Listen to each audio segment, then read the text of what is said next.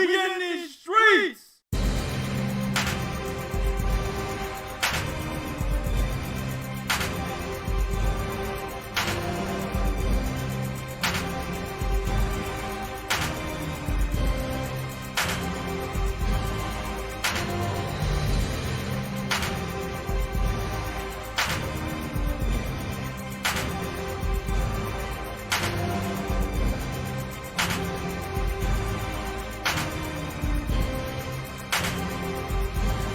It's 3KINGSBoxing.com.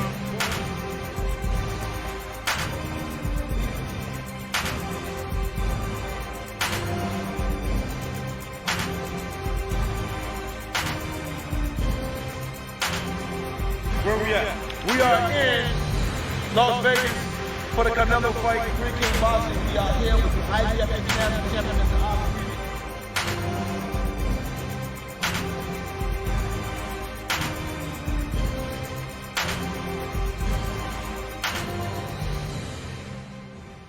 We in these streets. My man Mo is 3KIngsBoxing.com. I'm here with my man from Chicago, Mike, Mr. P. Quinn. What's going on?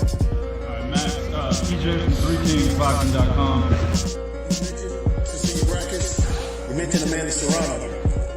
If those fights can be made, would you be willing to go up, down, meet anybody, or it just doesn't matter to you? You just want to prove that you are a tough competitor in this sport. See, anything can happen, especially we know what these heavyweights.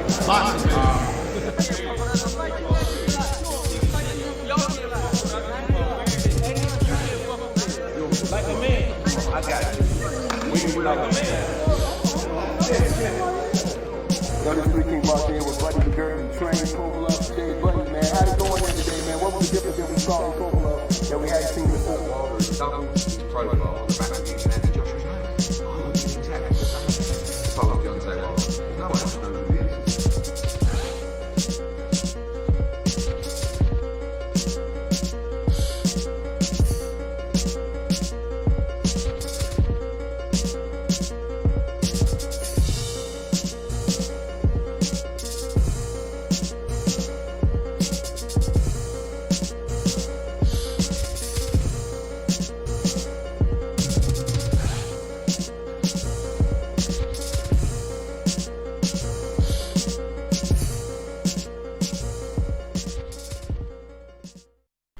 What's good? We in these streets. In these streets! Oh yeah, baby. We back. 3 Kings number 55, dog. Don't even seem like it's been that many of them. You know what I'm saying? Yeah, we were just throwing them out and shit, just playing around and shit. Fucked around, did 55 of these, man. You know what I'm saying? Wasn't even We sick. got my age on here? Huh? So we got my age on here? Oh yeah, pretty much. Yeah. Wasn't even serious. Just playing around with it, nigga. Just doing shit every once in a while, you know. Talking boxing and shit. Ended up doing 55 of them. And of course, YouTube basically try to ban all 55 of them too, bro. You know how they do shit, bro. They try to ban all 55, nigga. Demonetize. You know what I'm saying? Fuck them niggers. Yeah, fuck them. Can't stand them, goddamn niggers. Nigga always complaining about our fucking goddamn content and shit. You can do it better. Fucking it, goddamn developing nigger. Oh, hell yeah, man. We got a lot of shit to talk about today, man. I forgot. I forgot to give my damn disclaimer. I haven't been giving the disclaimer, dog. Like we Man, got. fuck them. If they don't know it by now, fuck them. They don't know. My point is, we got a bunch of new cats that done came through, man. Since the last two videos, man, we got a bunch of new cats that came through, man. They don't understand what happens around here, man. You know what I'm saying? We got to tell motherfuckers what really happens. Some niggas might come over here thinking, man, you know, yeah, you know what I'm saying? Two brothers, man, shit, they gonna talk good about this cat. Or you got other motherfuckers that's like, man, you know what I'm saying? These niggas right here, you know, they talk a lot of shit, talk about pussy, titties, and ass and all that. They gonna talk about this, right? You got a point. You know what I'm saying? Let me tell y'all something, man. We don't align with no fucking body. We don't give a fuck who you are. We don't align with nobody. Anybody can get it. if you do well, we praise you. Don't matter who it is. But if you fuck up, you will get clowned in these streets. In these streets. Don't matter. If you, if you ain't a part of this right here, nigga, you getting it. Exactly. If you not 3KB, man, don't really matter who the fuck you are, man. You getting it, dog. Real talk. Man, y'all already know what it is, man. What time it is, man. We're going to go ahead and go with the fuckery. Pre-show fuckery. And like I say, man, it's all entertainment. You know, a lot of niggas get mad, want to get upset and shit, start fighting their pillows and shit because they ain't going to say nothing to us. So, if at any chance you feel like you want to say something to us, at any point in time, you can come holler at us at any one of your local fights because we be all over this motherfucker, man. But anyway, as I said, it's all entertainment. No need to get into no shit like that. Let's go straight to the pre-show fuckery. And I got a couple images, man.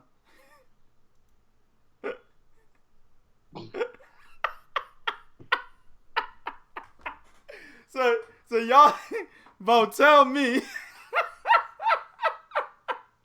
Bo, tell me what he's doing, dog. Based on that face, what you think he's doing, man? I think that nigga is taking the piss and is burning him, and he realized that bitch and burnt him. He realized that bad motherfucker he been trying to smash for about 2 years, done burnt his ass up.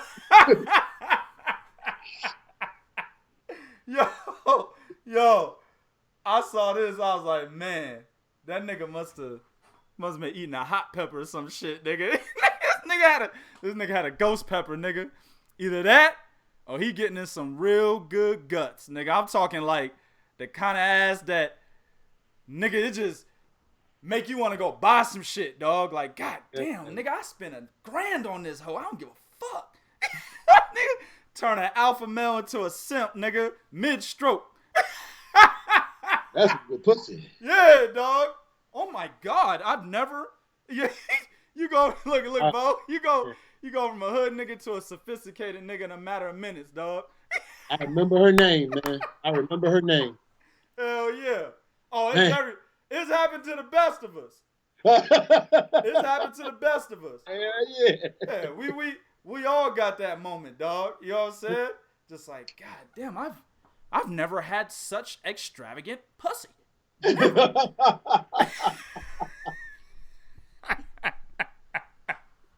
Look at this one though, bro. Let me show you this shit right here.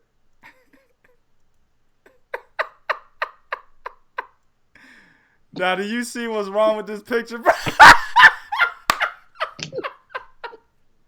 Bro, come on, man. Them cats not right for that shit, dog. They're not right for that shit, man. Why didn't they tell him he was turning the wrong direction, bro? Why did this nigga said?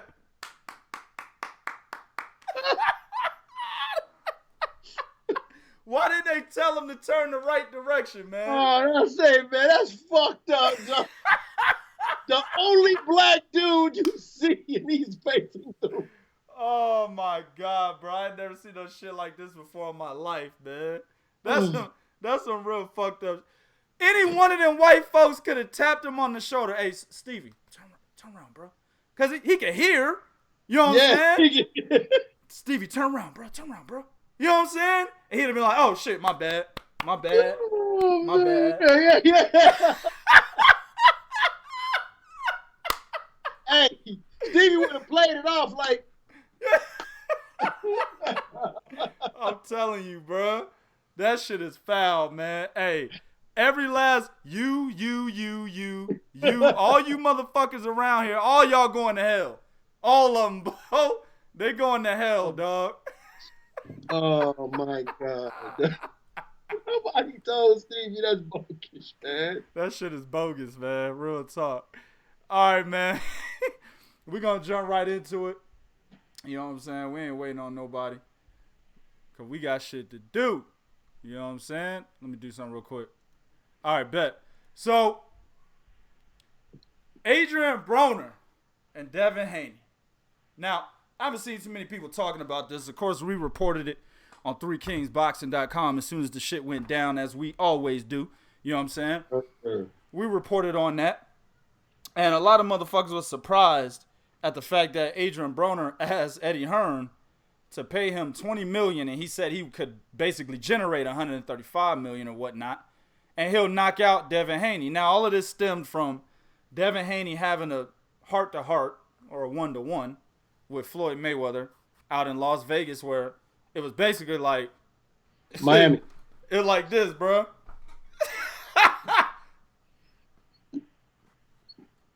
It was like that.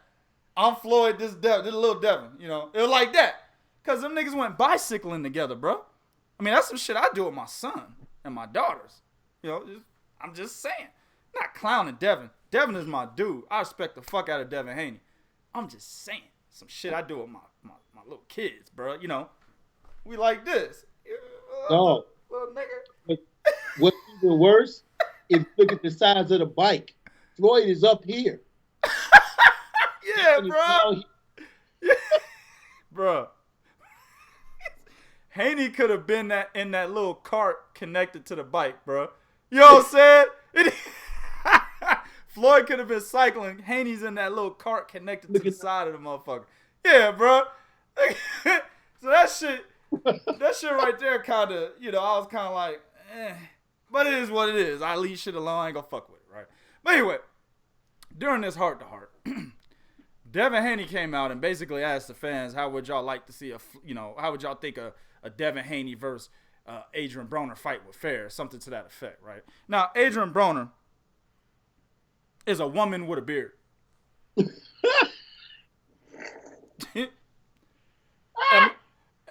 Am I lying? Yo, am I lying? Adrien Broner, he is. That's a woman. It's a when you go to the circus and you see that bitch with the beard. Yeah, it's a fucking woman with a beard. That's Adrien Broner, man. You know what I'm saying? Adrien Broner is a woman with a fucking beard. So he got in his feelings and was like, man, you know, what'd he say? Every time you see me, it's what up, bro? Basically, he said, you been hanging out with Floyd. He turned you into a fuck nigga. Just got mad all of a sudden, right? Now, my thing is this. I get Adrien Broner kind of being like, hey, man, why the fuck you calling me out? You know what I'm saying? But why would he get so mad, dog? Just because he asked. He just saying, well, how would you like a Devin Haney, Adrien Broner fight? And in all honesty, Adrien Broner's like out of the picture.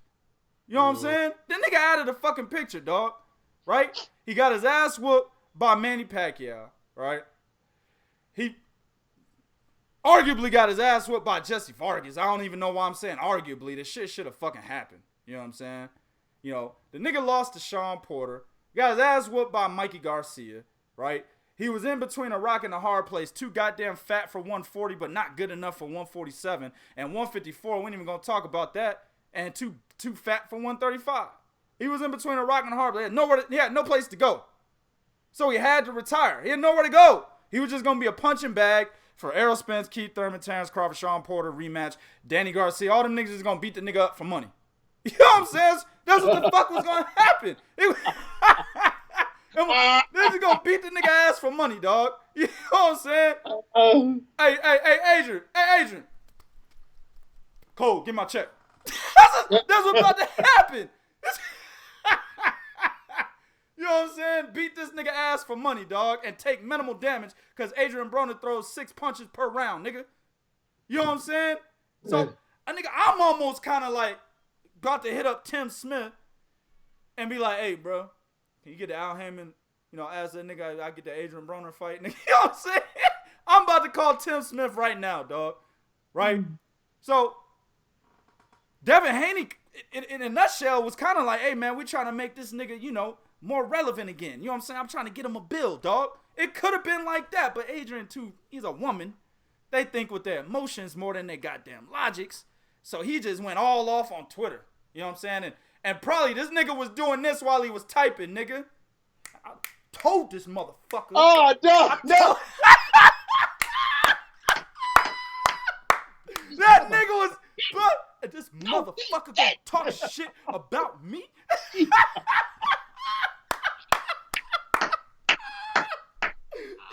am I lying, Bo? That's what he did. Hey, I could see him like, y'all see this shit? This motherfucking nigga, what this nigga think he damn it, nigga? You know how, Y'all see this nigga? oh, This nigga? you know how women got that finger? And I told you, don't you ever in your motherfucking life, nigga. That's exactly what Adrien Broner was doing. What the heck on the other end shit? That's what he was doing, dog. Am I bullshitting? No, you know what I'm saying? He a woman with a fucking beard, man. That's why the nigga was letting Tank Davis hold him from behind and he turned around and tried to kiss the nigga. That's what women do. I do that with my wife, nigga. I be behind my wife like, you know, what's up, baby? And she turn around. That's what Adrien Broner tried to do. Hold on, 2K. This is what you do, right? You do this, and then you put the cheek out there for her, right? Yeah. Yeah, bro. That's it. If you go look at that fucking video, that's what that nigga Tank was doing. He was kind of just like, right here. Yeah.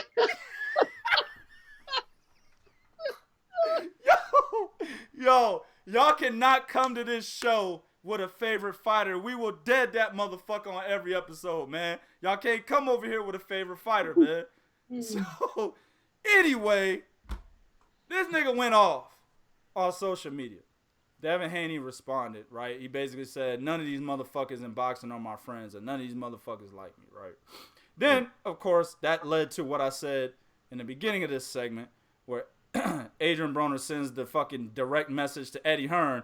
And Eddie Hearn, the snake-ass motherfucker that he is. I took your shit.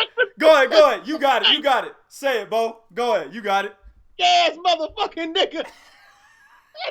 That nigga Eddie was like, hey, real talk. Eddie was like, remember when you told me to fuck me? And you didn't want to sign with me, nigga? You go.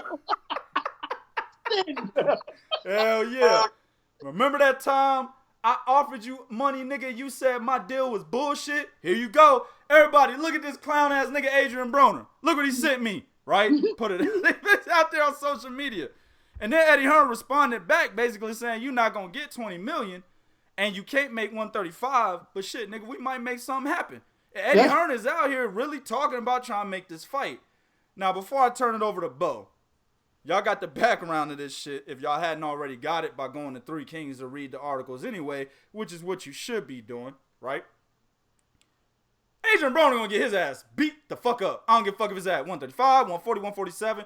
Nigga, 200. He gets his ass beat by Devin Haney with ease. Not even close. Bruh, 120 to 108, my nigga. I will give Adrien Broner, I will give him the respect that he deserves when it comes to A, fighting everybody. He'll fight any goddamn body.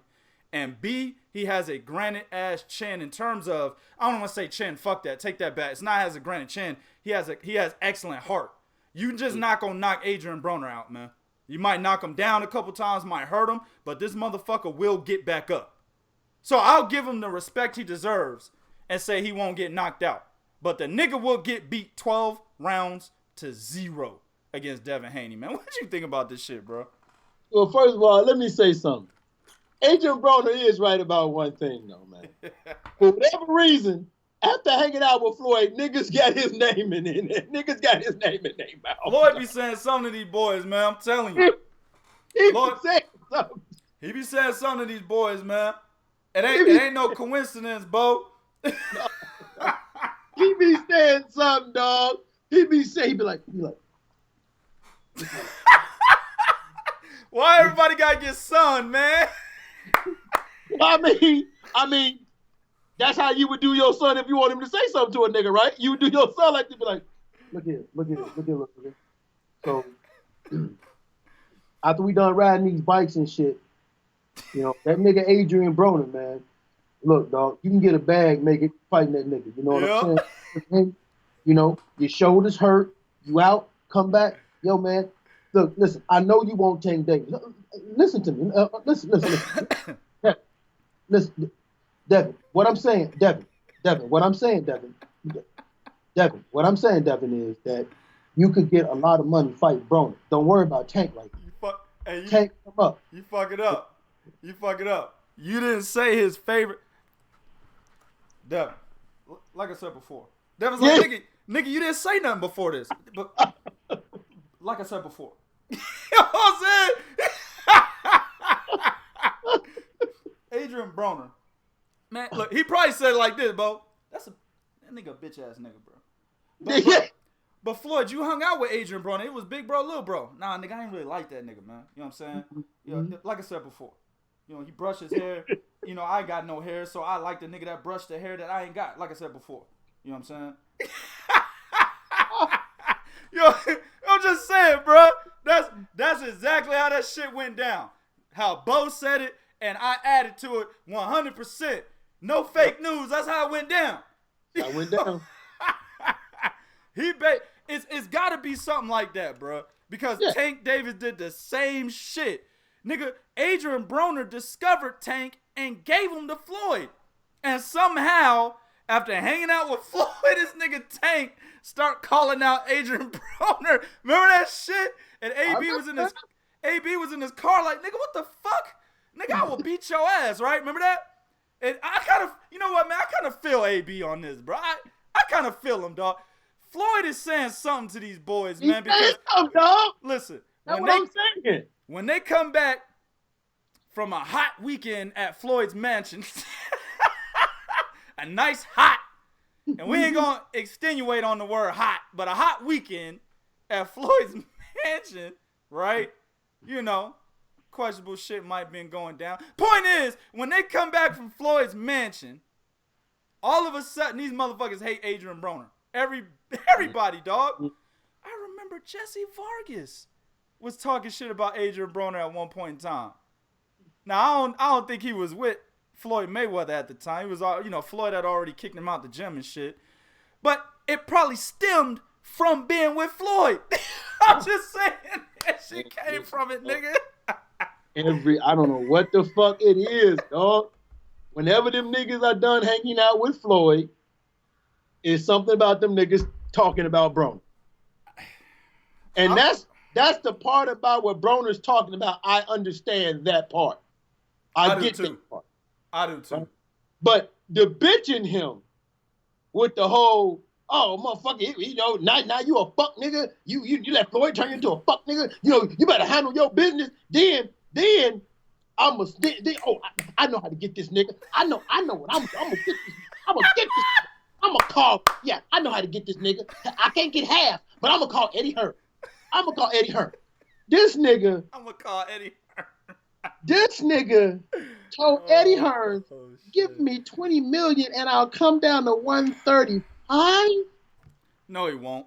That motherfucker lying his ass off, dog. That fat motherfucker would not be able to make 135 if his whole family was held up for ransom, nigga. He would not be able to make 135, bro. Oh, you know what I'm saying? That motherfucker's paying that money, dog. Hey, man, I got everybody you love right here, nigga. Right here. You either give me $16 million or make 135. That nigga paying, bro.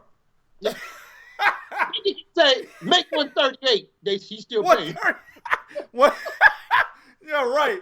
He, nigga, you can move that shit up to 141, nigga. He still ain't making it. He's still paying. That motherfucker paying $16 million, dog. $16 million, dog. Fuck out of here, man. But honestly, I want to see the fight. I want to see it, but that was some whole shit by Broner. Yeah. To hit Eddie Hearn and talk about some $20 million, and that was some snake ass shit by Eddie Hearn talking about to release that. Yeah. That was some snake ass shit on about Eddie Hearn, but that was definitely some whole shit on Broner to hit up Eddie Hearn talking about some $20 million, 135, because you know, like Eddie told him, motherfucker, hey, number one, I ain't giving you $20 million, nigga. And that number $20 million resonated with me because that's the same number that Rock Nation and Eddie Hearn offered this motherfucker for a certain number of fights. Exactly. 100. But real talk, though, I want to see the fight. You know why I want to see? You know why I want to see the fight, man? Real quick before we move on. I want to see the fight. This is a great opportunity for Devin Haney to boost his motherfucking resume. Mm-hmm. Listen, we know Adrien Broner. I think okay, we go back. So let's think of his. Let's look at his resume real quick. What's the last 5 fights, right? We've got Manny Pacquiao, right? you've got Mikey Garcia, right? You've got Sean Porter. He lost to Sean Porter.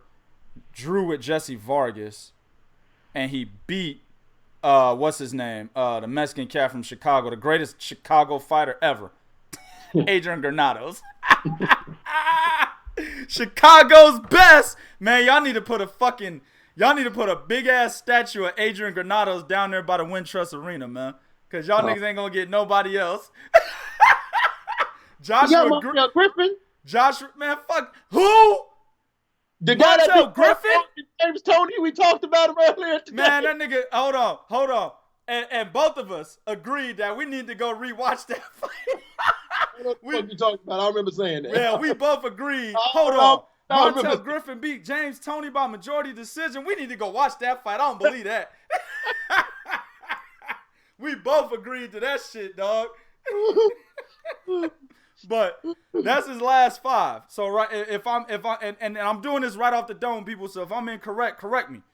You got Manny Pacquiao, right? Yeah.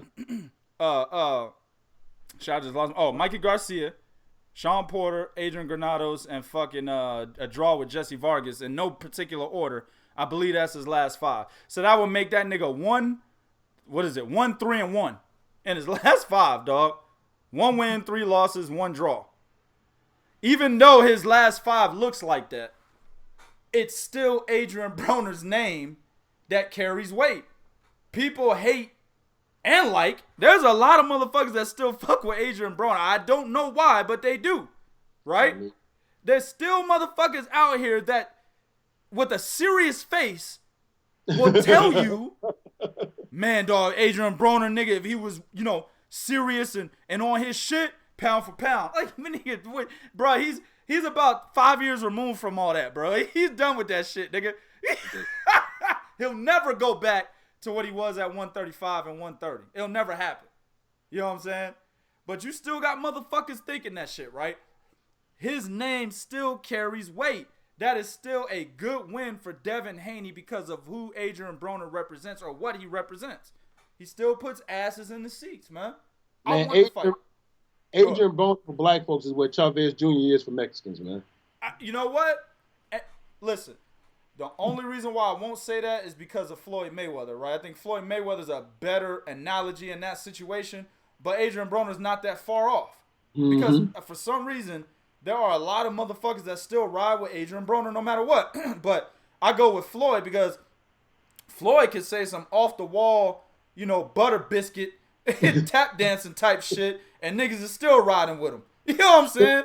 But see, what I mean by that is, motherfuckers is still waiting. Like, motherfuckers still believe there's that potential is still there for them. Yeah. When it's like, no, dog, it's not. Yeah. I think the majority understand that Adrien Broner's done.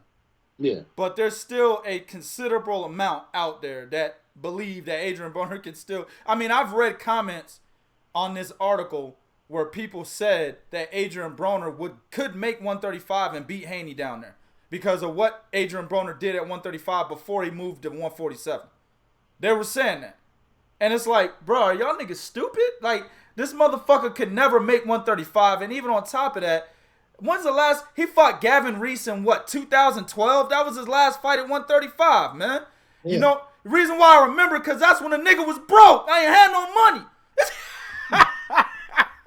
You always remember your broke days. The goddamn year, date, time, nigga. You know what I'm saying? If you had to come up, dog, if you, and everybody that came up and shit can relate. If you had to come up in life, if you had to come up where you was at the bottom, nigga, and you worked your ass off and came up, you always remember when you was broke, bro. Dates, times, everything, events, everything. You know what I'm saying? Adrien Broner and Gavin Reese took place when a nigga was broke. So that was about 2012, 2013, somewhere in that range. But I believe it was 12, because right after that, he fought fucking Paulie Malignaggi for the WBA title at 147. So that was the last fucking time this dude was at 135, man. How the fuck 8 years later, he's still going to be able to go down and then beat one of the best 135 pounders in the world. Get the fuck out of here, bro. Well, you know, Bob Arum said it's 15 lightweights better than him. Maybe Adrien Broner. Bro, listen. And listen, man. I can't remember the guy's name, but he follows us on Twitter.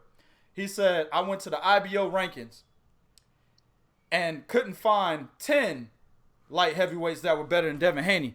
He said, maybe I'll refresh the page and maybe I'll find some after refreshing. I said, nigga, I went to the IBO, WBC, WBO, IBF, WBA, Ring Magazine rankings. Refreshed all the pages, still couldn't find 10. Still couldn't find 10, dog. You know what I'm saying? Nigga, I couldn't find 5. Fuck 10, I couldn't find 5, dog, that were better than Devin Haney at lightweight. So, I want the fight, Bo. I want the fight because it's excellent for fucking Devin Haney's portfolio. For you dumb niggas, his resume. You know what I'm saying? So, I want it, dog. I want it, 100%. Eddie, go make it happen, dog. Easy work. 12 rounds to 0. Let me go to the chat, man. My man Red Glove Militant is in the building. He said, in these streets. My man God Claude Shango is in the building. Matthew Valentine is in the building. The motherfucking Texan, like myself, is in the building. Oh, shit. Smith Wesson 45, I fuck with his name 100%, is in the building. Texas niggas like they guns, bro. hey, no, I ain't gonna say nothing. I found out the hard way about something though. When she put that motherfucker in my face. Oh, that Ruger? Yeah. I found out the hard way. That's the wife. That's the wife, man. You know, I got, you know, she yeah. I'm just trying to show it to you. Don't come out like that with no gun. Yeah, my wife is half Latino, man. You know how they do, bro. You know what I'm saying? My man, Cheetahhead, 3KingsBoxing.com is in the building. My man, Mike Wilson Jr., 3KingsBoxing.com is in the motherfucking building. Oh, shit. Word up. Word up. My man, Lawrence Williams, a.k.a. the motherfucker that knows it all, is in the building. Oh, yeah. All right. Let's move on to the next one, man. So, Bo, tell us what you think about Andy Ruiz's father telling Manny Robles that it was Al Heyman's fault, man. What do you think about that, bro? You take this one, bro. I don't even want it. I don't even want it, dog. Hey, y'all, oh, dog. So that motherfucker just literally was like him right there. It wasn't us. It was that. Listen, it was the nigger. Okay, let me just be frank. It was the nigger. it was El Negro Jefe. It was El Negro Jefe. Exactly. It was the fucking Mayate, Holmes. It wasn't us, Holmes. It's a fucking Mayate. Ese. You know how they do, vato. Vato, escúchame, vato. Tú sabes. Es no mi culpa, vato. Tú sabes, es mi familia, vato. Hey, you right. Hey, them Mexicans be talking with so much fucking passion, don't they? Hey, look, Manny Robles, believe that nigga until he left. Somebody got in his ear and was like, bro, it wasn't really Al Heyman, man. I know that damn Mexican passion talk got you, dog, but it wasn't Al Heyman, man. Because you know how the it was fucking Al Heyman, ese. We're fucking familia, ese. Vatos locos forever. You know? Vato, I'd do anything for you, ese. I fucking die for you, Holmes. I fucking die for you, ese. You know what I'm saying? That motherfucker talk with so much passion, dog. Listen, vato, remember when you had no food and you was training Andy Ruiz, no money? Vato, put you in a home. I give you my little chiquita bed, vato. You eat table with my wife, vato. Mi abuela gave you the gold chain with Jesus, vato. We pray over you, vato. It's no easy. Vato, no, mi copa, vato. Escúchame, vato, no mi copa, por favor. Entiéndame. Hell yeah. Hell yeah. I'm telling you, bro. Look, my man Red Glove said, this shit just got demonetized. Your shit went from green to orange real quick. We already know it's getting demonetized. We know that. That's we don't give a fuck about all of that. I don't even monetize the videos, so I don't even know how the fuck it was even monetized to begin with. I turn monetization off on purpose. You know what I'm saying? The only ones I monetize is when I'm doing solos. But the podcasts, man, I don't even monetize. I already know. This is for y'all. If y'all want to donate, that's what's up. But this is for y'all. It's entertainment purposes, man. It's entertainment purposes. That's it. Yeah. But Bo, what you think about? What you think about this shit, bro? Hey man, what this is somebody has.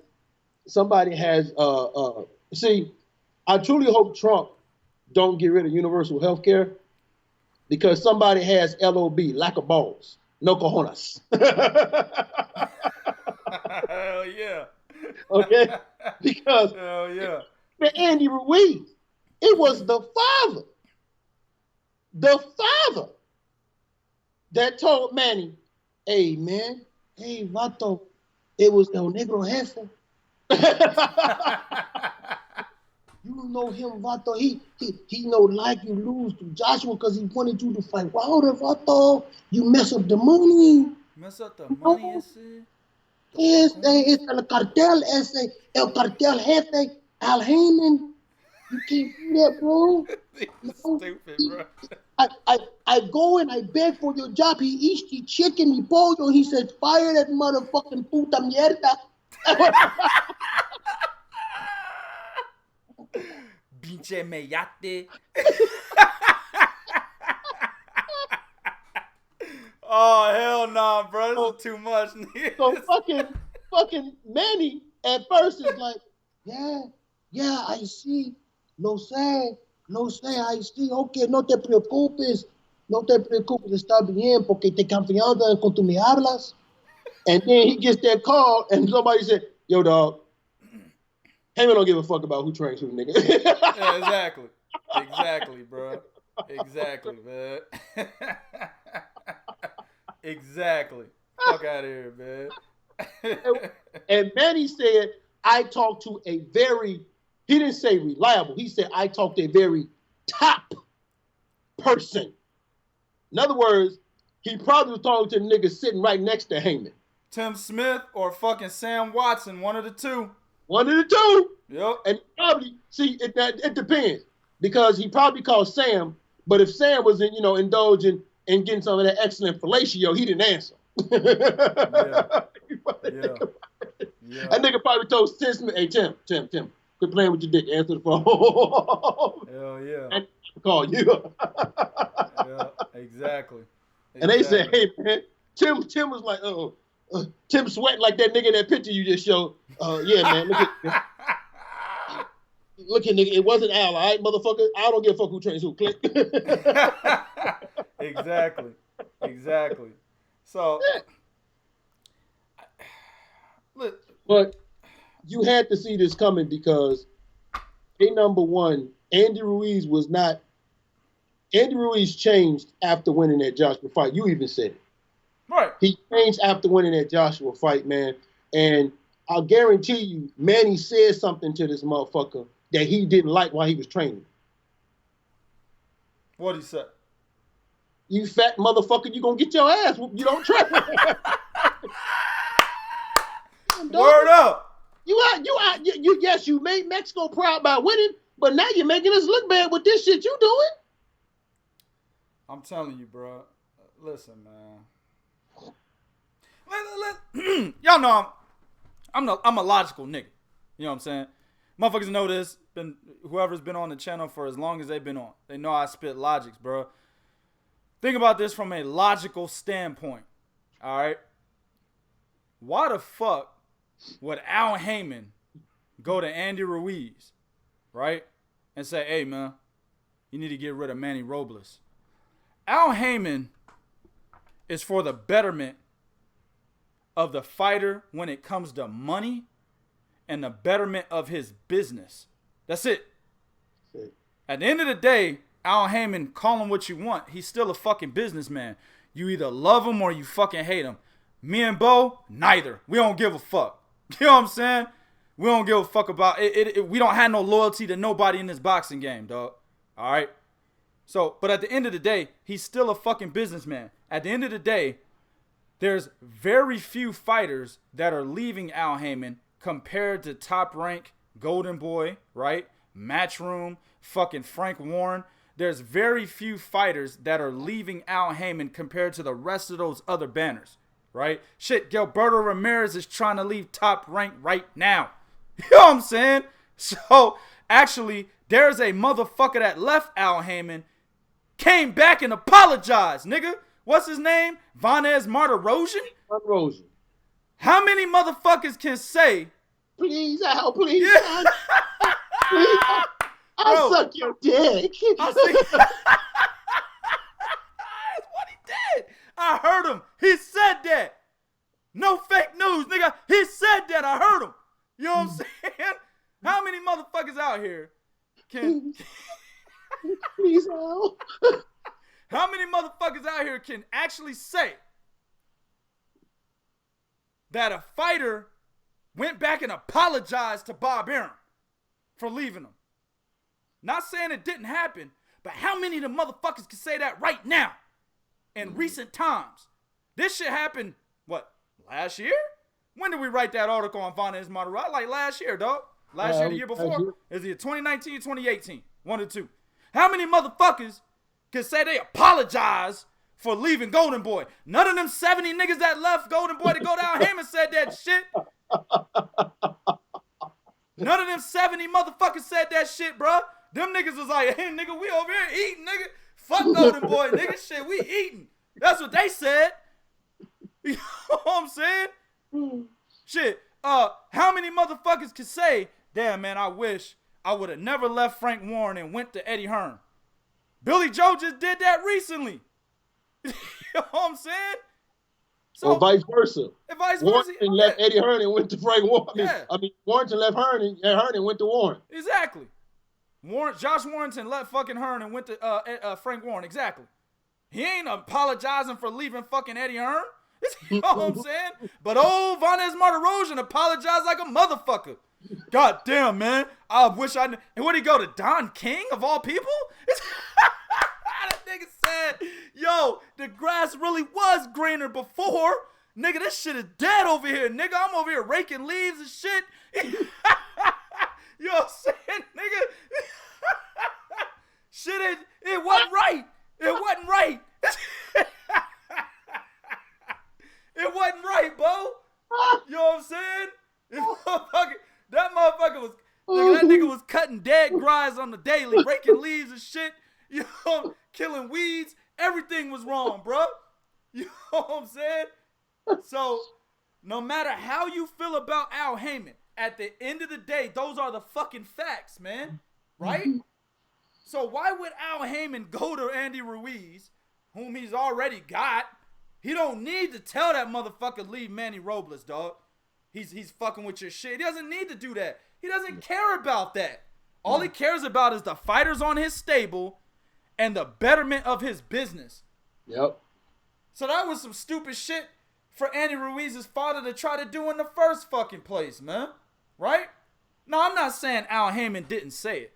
I'm saying I don't believe it based on logics. That's all I'm saying. He probably did say it. Possibility.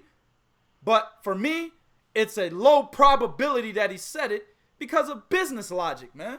There's nothing to gain for Andy Ruizz to leave Manny Robles, especially when Manny Robles coached him to being a fucking unified champion. Exactly.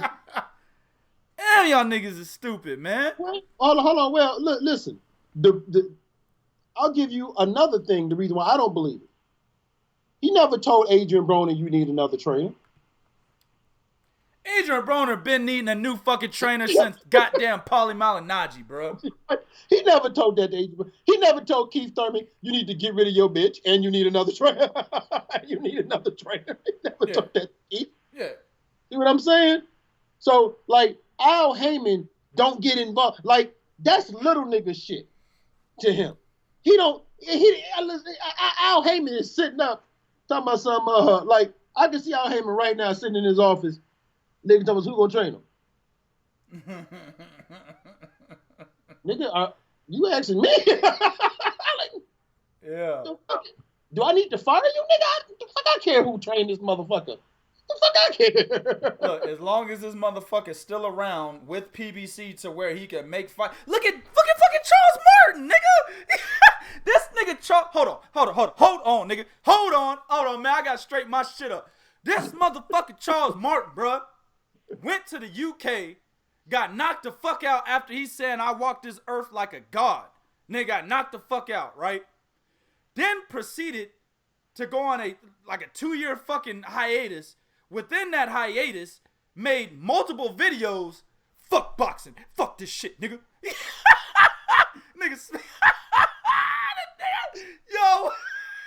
What? Yo. 100. I don't need this shit no more. 100. No more. That motherfucker was tripping, bruh. Smoking weed and shit, trying to rap.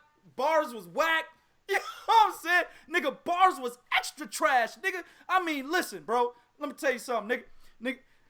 Charles Martin's bars was so trash. Nigga, they skipped the garbage can in the kitchen, nigga. We went straight to the dumpster. Nigga, put that shit in there, nigga. That shit is so garbage, nigga. It don't even deserve a trash bag, nigga. Put that shit right in the dumpster, nigga. You know what I'm saying? Put it in the fucking dumpster. No garbage bag, nigga. Don't wrap, no, nigga. Don't use a Walmart bag. Don't wrap it in that. Just put it straight in the dumpster. It's garbage. You know what I'm saying? So Charles Martin is a motherfucker that lost his mind completely, bro. Don't bring shit to the table. No, doesn't bring nothing to the table, bro. Like if Andy Ruiz and Charles Martin were to fight, I'm picking Andy Ruiz. An overweight Andy Ruiz, I'm picking him, right? So that's how much Charles Martin doesn't bring to the table. But Al Heyman still kept him. And now he's getting ready to fight in an IBF eliminator against another nigga that probably should have retired a long time ago, the El Gallo Negro nigga. Fucking George Washington. That's what we gonna call him, George Washington. That nigga fighting the first president of the United States. Motherfucking, you know what I'm saying, on February 22nd. Fuck out of here, man. Fuck out of here. Hey, we got a call, man. I want to see what this is, man. I want to see what this is. Yo, you on the air. What's good? What's good, man? Y'all know this is Michael W, man. I got some comments regarding the topic we talked about tonight. What's good, family? What's good, brother? What's good, Bo? The story regarding Andy Ruiz's father, it comes off as fake news to me. Heyman is not that petty, bottom line. Right. That sounds like just some petty stuff that he just decided to throw out there and hope it would stick and people will pay attention to it. And it's not plausible based on what you were talking about, based on the history of Heyman, and based off what we already know about the situation between Heyman and Ruizs. Yeah, Adrien Broner. Right. Adrien Broner. No, I agree.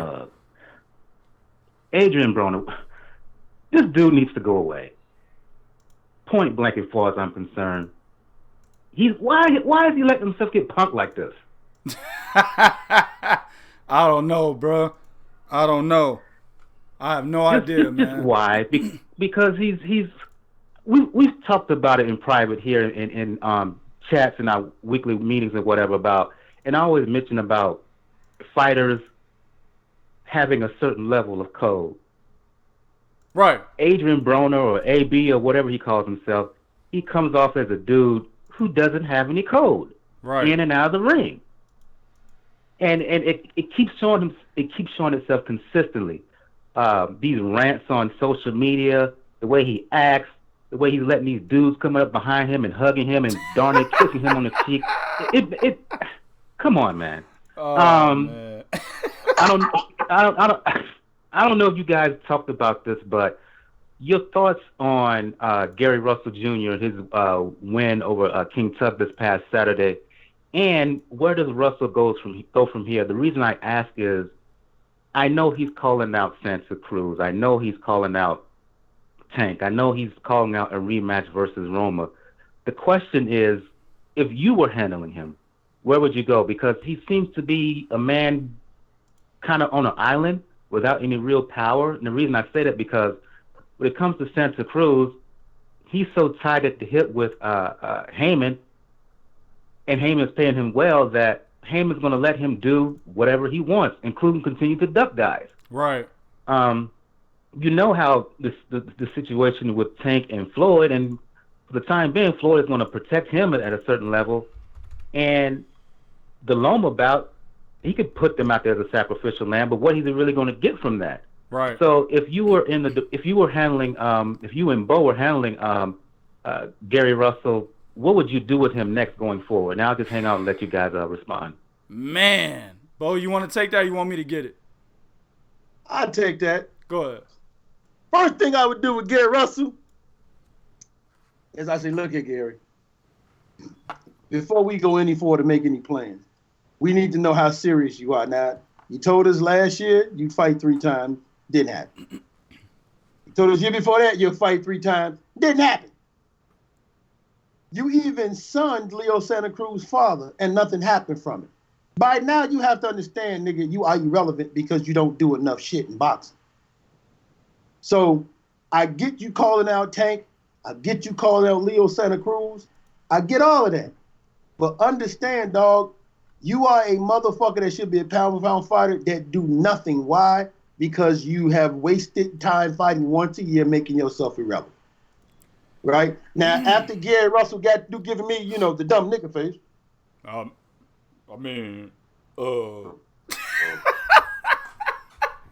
you're done with that, then I would say, all right, man, so what do you want to do? Because I'm not finna give, like, you got to prove to me first you serious before you going to get these fights. Right. Because guys are able to duck Gary because he makes himself, like, this motherfucker basically did Leo Santa Cruz daddy like this. He did, bro. He touched his chain, Bo. He touched his chain, man. You can't touch his chain, man. And nothing happened. Why? Because Gary Russell, by not fighting enough, has no buzz around him. Right. So that's the first thing I'd advise him is take one more fight, show everybody you serious, then we can talk about something. Right. Right. My thing is this, bro. So, how do I say this, man? I think we actually lost Mike because I don't see him on here, but here's my thing. Gary Russell, if I'm handling Gary Russell, I don't care about him calling out Tank. I don't care about him calling out Leo Santa Cruz. I don't care about him calling out Lomachenko, saying that's a personal fight for me. If I'm handling Gary Russell, my number one priority for this motherfucker is that he fights more than one fucking time per year. That is my... Nigga, go fight Kiko Martinez again. I don't give a shit. As long as you're fighting more than one time per year. I would have to talk to this nigga and be like, dog, where's your fucking head at? Do you really want to fight? Or do you want to go train your brothers? Which one, dog? Like, good point. I mean, he could do both, Bo, right? He could do both. But the problem is, he's got to learn how to prioritize. Well, which one is it, nigga? You're the fucking champion at 126, right? You got to be able to prioritize. And if you really want these big fights, Tank Davis, Leo Santa Cruz, a rematch with Vasil Lomachenko, if you really want these big fucking fights, dog, well, nigga, you got to fight. Because at the end of the day, nobody really knows. Let me put it this way. I can hear myself. Let me put it this way. They know who you are, but they're not checking for you, man. Mm-hmm. They know that, oh, man, Gary Russell fought on what day? Oh, February 8th. All right, bet. We probably won't see that nigga again until March 10th, 2021. You know what I'm saying?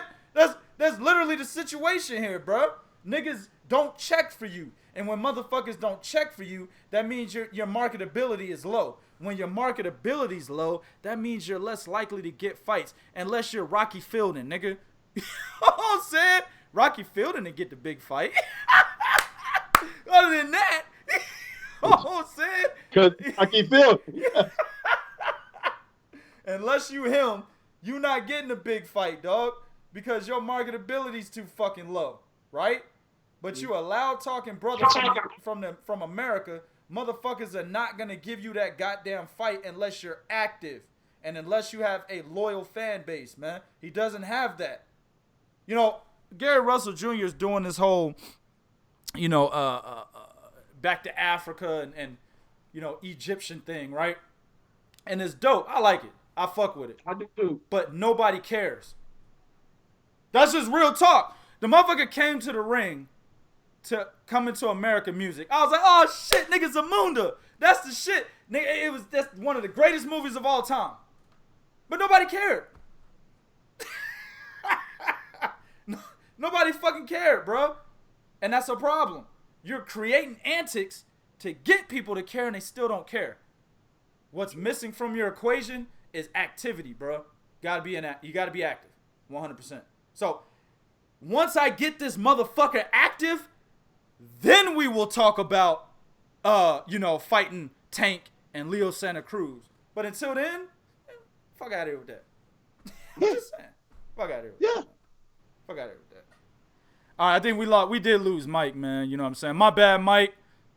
You know what I'm saying? I appreciate the call in though, brother. Anybody else, y'all call in, man. You know, talk to the three kings, man. See what y'all niggas got. If y'all really know boxing, them niggas scared, bro. They don't want to call in and say the wrong shit, and then I jump on that ass. They don't want to do that. Let's move to the next one, man. So, matter of fact, let's stay with Gary Russell because he was a topic. So while he is calling out all these other guys, Bo, why do you think he's so quiet when it comes to Josh Warrington, who's a champion at 126, and Shakir Stevenson, who's a champion at 126? Why is he so quiet, bro, when it comes to them two motherfuckers? I don't remember him ever. I actually don't even remember him mentioning Oscar Valdez when Valdez was the WBO champion there. Correct me if I'm wrong. I don't recall it, fam. I don't remember him mentioning Oscar Valdez. Gotta think about it, don't you? Yeah, I think he might have mentioned something one time because Valdez said something about wanting unification with Gary. I don't remember. Might have mentioned it, and it might only been he just said something, that was it. Kind of like how Tevin Farmer. I'm supposed to remember this shit. You know what I'm saying? I'm supposed to be like, yeah, that motherfucker called out Oscar Valdez, nigga, King Kong, you know what I'm saying? Billy Ray Cyrus, nigga called out everybody. You know what I'm saying? You right though. I don't remember. I gotta think and shit, dog. I know for sure it was Leo Santa Cruz, but he never mentioned Shakir. He's not mentioning Shakir right now, and he never mentioned Josh Warrington. Why do you think that, Bo? Is it a case where he's like, them niggas don't bring nothing to the table, or is it a situation where he's like, well, I'm more focused on moving to 135? Well, what the fuck you think it is, man? Or is it something else? Well, it's something else. I'm gonna tell you why. Because he can't say they don't bring nothing to the table. Nigga, they brought more than you did. Like, them niggas at least brought the table. You couldn't even bring the table. Right. You couldn't even bring the chairs or the condiments that go on the table. Like, nigga. Right. Exactly. Nigga, you have to find a house to get to the table. Exactly. That motherfucker got no direction, man. He got no direction. This nigga think north is east and west is south and shit. He got no direction. Yeah. So I think one of the reasons being is he probably thought those fights would be difficult to make, and he felt Leo Santa Cruz would be easier to make because it was in-house with Al Heyman. And another thing is, I think at this point in Gary Russell's career, I truly feel like this. Gary Russell realized the end is near. Gary Russell was a fighter with one foot out of boxing. Yeah. And I think he went up to 135 because he probably feels he can get and he said something too. He said, I went to 135 for me because I want Vasyl Lomachenko, not for nobody else. Right. So that's his focus. He really finally wants to get that Lomachenko fight that he's been talking about for years. So that's why he's like, no, fuck these other dudes. Because think about it, he's leaving as 126 is getting hot. 126 is getting hot, dog. 126, I ain't gonna be getting it. It's hot. The block is hot at 126, goddamn. Right. Okay? Because Shakur Stevenson don't give a fuck who he fights. Nope. He's just that kind of dude. Nope. You know, hell, he called out his own stablemate, Oscar Valdez. He said, "Man, if this motherfucker move up and wait and don't fight me, man, that's kind of a homo." He said. Yep. Right. So Gary Russell realizes, "Hey, man, the end is near for me." So I want to go ahead on and get that Lomachenko fight I've been talking about at 135. I want to try to get Gervonta Davis and hopefully Leo Santa Cruz. Those are the three things he has on his objective. Is that? That's why he's not focusing on nobody else at 126, man. But here's the deal. The end doesn't have to be near for him. I think that Gary Russell is like 30, 31 years old, man. You know what I'm saying? That's like you're still in your prime at that time, dog. The end doesn't have to be near for Gary Russell. But the fact that the motherfucker fights half a time per year, dog, well then shit, yeah, it will be the end. Do the math. That's one fight per every 2 years. Basically what it seemed like, right? Once a year, dog. You fighting once a year. By the time you're 35, you've only fought 4 fights. Right? So, I mean, at the end of the day, that's why when I was, answering Mike's question, you have to be active, bro. 100%. He's got to be fucking active, dog. You know what I'm saying? Because nobody's going to take him seriously if he's not active. But the situation with Shakur Stevenson, him not calling him out, he shouldn't. Let me tell you why. Gary Russell probably loses that fight. Gary Russell's not in a situation where he could take an L right now. Gary Russell's trying to be what you call that nigga, right? For you white folks, that means that top dog, that lead motherfucker, right? You know what I'm saying? That's basically what he's trying to do. You see what I'm saying? He wants to be that top motherfucker because he's the guy at 126 that's had the belt the longest, right? He's the guy, right? He's the guy that keeps mentioning, yeah, I only fight once per year, but it's because nobody wants to fucking fight me. Look at how I'm calling out Leo Santa Cruz, and he gets that argument in his favor because Leo Santa Cruz is probably the most duckingest. Yes, I just created a new fucking word. The most duckingest motherfucker in boxing. You know what I'm saying? Leo Santa Cruz is the most duckingest motherfucker in boxing. You know what I'm saying? He ducks more than anybody. This nigga Leo Santa Cruz ducks like niggas is bucking shots at him. Bow, bow, bow, bow on the daily. Ducking, nigga. Oh, shit. That's how Leo Santa Cruz is, bro. Leo Santa Cruz walks outside of his house every morning and ducks. This nigga taking the trash out ducking. You know what I'm saying? Fuck out of here. Leo Santa Cruz ducks more than anybody in boxing. I don't give a fuck who gets mad. I don't give a fuck what you got to say. Just go look at the fucking history, man. Look at his resume. He ducks more than anybody in fucking boxing. All right? So, if you got it, listen, let me say something. Let me put it in perspective. Bo already did it. I'll do it again. You got the man's dad right here touching his chain and shit, and you still don't acknowledge this dude, man? Fuck out of here, man. Duck Central, Daffy Duck, Donald Duck, nigga Darkwing Duck, all the ducks. All the fucking ducks. So nobody talk to me about no goddamn Leo Santa Cruz and try to tell me, well, the reason why Santa Cruz don't fight him is because he ain't active. I don't give a fuck. Leo Santa Cruz don't get that goddamn pass, bro. No, he doesn't. Because he ducked Rigo, he ducked fucking, and he ducked Gary Russell Jr. You know what I'm saying? He don't get that fucking pass, bro. Word up. So let me say this. At the end of the day, though, Texas said Leo Santa Cruz is the ultimate beta. Yeah, he is, because he named his son after another man. Absolutely. Not only did he name his son after another man, he named his son after another man that's not a part of his family. Wasn't his grandfather, wasn't his father, wasn't his brother, wasn't his uncle, wasn't his cousin, none of that. Yeah, that's beta male 100. You know what I'm saying? Fuck out of here. Anyway, let me get back to the topic. I rambled off, Bo. You got to watch me sometimes, nigga. I ramble off. I got to get back on topic. Well, hey, dog, come to shit like this, dog. Shit like this, dog, is like, that shit like a pet peeve. Like I hate you niggas. I hate you niggas. I'm telling you, bro. At the end of the day, though, dog.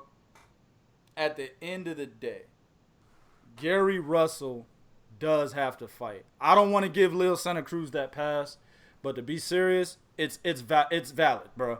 If Leo Santa Cruz is saying fuck Gary Russell, it's because Gary Russell's not fighting, man. That's just what it is at the end of the day. But when it comes to Josh Warrington and Shakur Stevenson, I think he should try to. He won't get the fight with Josh Warrington because Josh Warrington's already talking to Shakur Stevenson. Basically, Shakur Stevenson jumped in and took Gary Russell's food. You know what I'm saying? Yep. He took his food, dog. He said, hey, man, you not calling him out. Oscar Valdez, you moved up, allowed me to get this title. Fuck it, I'll get him. He was calling out. He saw. Look, listen. Shakur Stevenson saw Josh Warrington way before he even had a title. He saw that as food. He was calling Josh Warrington out way before he got the title. This nigga like 1-0 calling out Josh Warrington. You know what I'm saying? He saw this shit coming, right? Yeah. Gary Russell didn't want to do it. Oscar Valdez wasn't talking about it. Fuck it, I'll do it. You know what I'm saying? Ronald Finkley, my man, said realest boxing talk. Word to fucking life, dog. That's my man's right there. 3KB, nobody's fucking with us, man. Y'all know what it is, right? So this motherfucker said this, bro. I will call him out. Since none of y'all gonna call him out, I'll do it. Give me that food, Gary. Thank you. You know what I'm saying? Appreciate it, dog. Yeah, wait. Sure did. You thought you was gonna eat that sandwich? Nah, nigga, I got that. Appreciate it, man. So and you pay for it. And you pay for it. Exactly. You pay for it with your inactivity, nigga. Trying to find somebody to fight. You know what I'm saying? So basically, Shakur already took his food.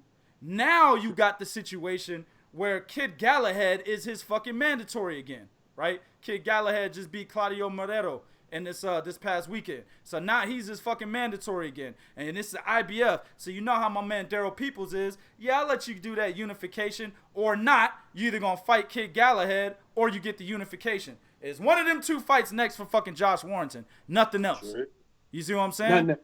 So there is no starting point, nigga. This is the beginning and the fucking end. That's it. Now, Gary Russell could insert himself and say, hey, Daryl, I got a belt too. You know what I'm saying? We could unify. Well, here's the problem. All the money's in-house if he fights Shakur Stevenson. Remember, Frank Warren is working with who, Bo? Who is he working with? Bob Arum. That's it. Queensberry Promotions and fucking ESPN Plus or ESPN / Top Rank, they all work together. And then throw MTK Global in that motherfucker too. They all work together, right? So all the money's in-house, dog. And Daryl Peoples likes a situation like that. They get a little bit more money under the table than when it's two separate entities. You know what I'm saying? Trying to hash out who's going to get what. They don't get as much money under the table, dog. So that's the situation, man. So that's true. At the end of the day, the fucking train has already left. Or let me say this. The Josh Warrington train has already left for Gary Russell. And then, like I said, Shakur Stevenson, you don't want to take that fight, dog. You're trying to get your image back. You don't want to take that. You fuck around and lose that fight. So the best bet for him to do is to call out niggas at 130, 135. Tevin Farmer losing to JoJo Diaz fucked him up, man. He already beat JoJo Diaz, so people are not going to care about the rematch there. You know what I'm saying? He needed Tevin Farmer to beat JoJo, dog. Because that way, a fight with Tevin Farmer, a nigga that basically somehow blew his own head up over social media. I mean, somehow Tevin Farmer makes $500K and now he's a cash cow. But that's not the point. The point is, the nigga done blew himself up on social media, and now motherfuckers is actually thinking Tevin Farmer was a somebody. If he would have beat JoJo Diaz, that would have been an excellent scalp for Gary Russell. JoJo Diaz put a wrench in those plans. Now he's got to go to 135, bro. He's got to, because Leo Santa Cruz ain't gonna fight him. He's at 130. No. He ain't gonna fight him. He's got to go to 135. So that right there, in a nutshell, breaks down why he's not looking at Josh Warrington, Shakur Stevenson, and why he's trying to go to 135. Nobody break it down better than that, bro. It is what you can't. You can't. And my thing is, he may still have trouble at 135 getting the fights he wants. Because Lomachenko don't have to fight him at this point. Lomachenko about to fight Teofimo Lopez. Nah. If Lomachenko beats Teofimo Lopez, he ain't got to look at fucking Gary Russell. Gary Russell's only hope is if Devin Haney decides to fight that nigga. Devin Haney decides to fight. Let me say this. Devin Haney. Let me say this. Let me go back. Luke Campbell and Javier Fortuna will be fighting for Devin Haney's vacated title, while Devin Haney sits in a emeritus status, which is the same status that David Benavidez was in when Anthony Durrell fought Avni Yildirim, right? Emeritus status means that 2 niggas is going to fight for your belt, and you are the immediate mandatory for that winner. That's emeritus status, champion in recess, right? So when Luke Campbell beats Javier Fortuna, because that's who I got winning the fight, when Luke Campbell beats Javier Fortuna, right, Devin Haney's going to easily beat Luke Campbell. That gives him his belt back, right? And you're right. At that point, that's where Gary Russell, that's his only way in, dog. But see, Devin Haney's either going to A, move up, because he's going to want a Lomachenko fight after that. And he's not going to get a Lomachenko fight, so he's going to either A, move up, or B, stay at 135 and fight mandatories. I don't think he does that, right? So Gary Russell's going to have to put his name in the pot very quickly in that situation, dog. Which means he's got to move up now, fight some motherfuckers to get his rep up and shit, basically at 135, and hopefully Devin Haney gives him a fucking fight. I'm just saying. Not necessarily. Well, I see what you're saying, but it could be a situation where hopefully WBC is kind to him when he moves up in the rankings. The reason why I say get his rep up is because the nigga only fights once a year. And that's what I mean by that. Devin Haney ain't giving no nigga no once a year a fight. Oh, no, why should ain't that the one fuck, like, out of everything to have a hiccup on, you not fighting enough should not be the hiccup. That should not be the hiccup. Especially when you have pound for pound talent, man. Gary Russell has pound for pound talent. He really does. I don't know if you don't think so, there's something wrong with your fucking eyes. Or you just don't know boxing. Or you're a biased ass motherfucker, one or the other. Gary Russell has pound for pound talent, man. Yes, but the motherfucker has bum status activity. Well, actually, I take that back because them bum ass niggas be fighting like 16 fights in a month because they get $100 checks. So they take 16 fights in the month of February, nigga, rent's paid. That's $1,600. Rent's paid. That's true too. You're right about that. I ain't think about that shit. You're right. Let me go to the chat real quick, man, before we go to the next one. My man Prophet, that's Prophet HD. He said Prophet, the common sense casual. He's a casual. He in the building. Man, Trigger Happy J is in the building. Lord Zoe, he said, oh shit, EJ got a beard? Hell yeah, nigga, but he's in the building. My man Ronald Finkley in the building. Gaines PP in the building. Me Opera 40 is in the building. That's what's up. That's what's up. All right, man. Let's go to the next one. I want to talk about this, bro. El Chacal. Guillermo Rigondeaux. Hey, man, I'm having reception trouble. Hold on, man. I'm not going to go into the fight, Bo, because I'm going to talk about that myself. That's a personal thing for me, bro. You know what I'm saying? Like how I did the red pill and the blue pill for Rigo when he quit against Lomachenko. I remember that video. Remember that shit? You know, what the fuck happened? You gonna take the red pill or the fucking blue pill, nigga? You know what I'm saying? So, let me say this, bro. I should have picked the blue pill. Mm-hmm. I wanna stay ignorant. Give me the blue pill, nigga. Right? Here's the deal. here's the deal, bro. Guillermo Rigondeaux. Man, oh man, bro. This man, listen, man. Y'all know I don't particularly I'm not a fan of fighters. Everybody knows this about me already. Everybody knows this about Bo. Everybody knows this about 3KINGS. That's why we talk the shit we talk, say what the fuck we want to say, do whatever the fuck we want to do, nigga. You know what I'm saying? Ain't got no problem saying, doing whatever the fuck we want, because ain't nobody going to say shit to us. You know what I'm saying? So, we are not fans of any fighter. But if I wanted to be a fan of this decade, right, because the actual 2010 decade is not over, it's only over in 2021. A lot of dumb niggas don't know that. But anyway, that's a whole nother topic. If I wanted to be a fan of a fighter in this decade and last decade, right, it would have been Andre Ward, Guillermo Rigondeaux, besides Floyd Mayweather, right? Okay. Them two motherfuckers, bro, I would have been fans of them niggas. Like, you wouldn't have been able to tell me shit if I was a super beta male type nigga. You know what I'm saying? I don't have a beta bone in my body, nigga. But if I was a beta male type nigga, you know what I'm saying? You wouldn't be able to tell me shit, right? Bro, I wouldn't have been able to make the red pill, blue pill videos, bro. That would have been beyond my psyche. I wouldn't have been able to fathom something like that, bro. You know what I'm saying? It wouldn't have never came. Yeah, exactly, bro. I wouldn't have had the mental capacity, nigga, right? But I don't have a beta bone in my body, nigga. I gotta call shit as I see. Don't give a fuck who it is, right?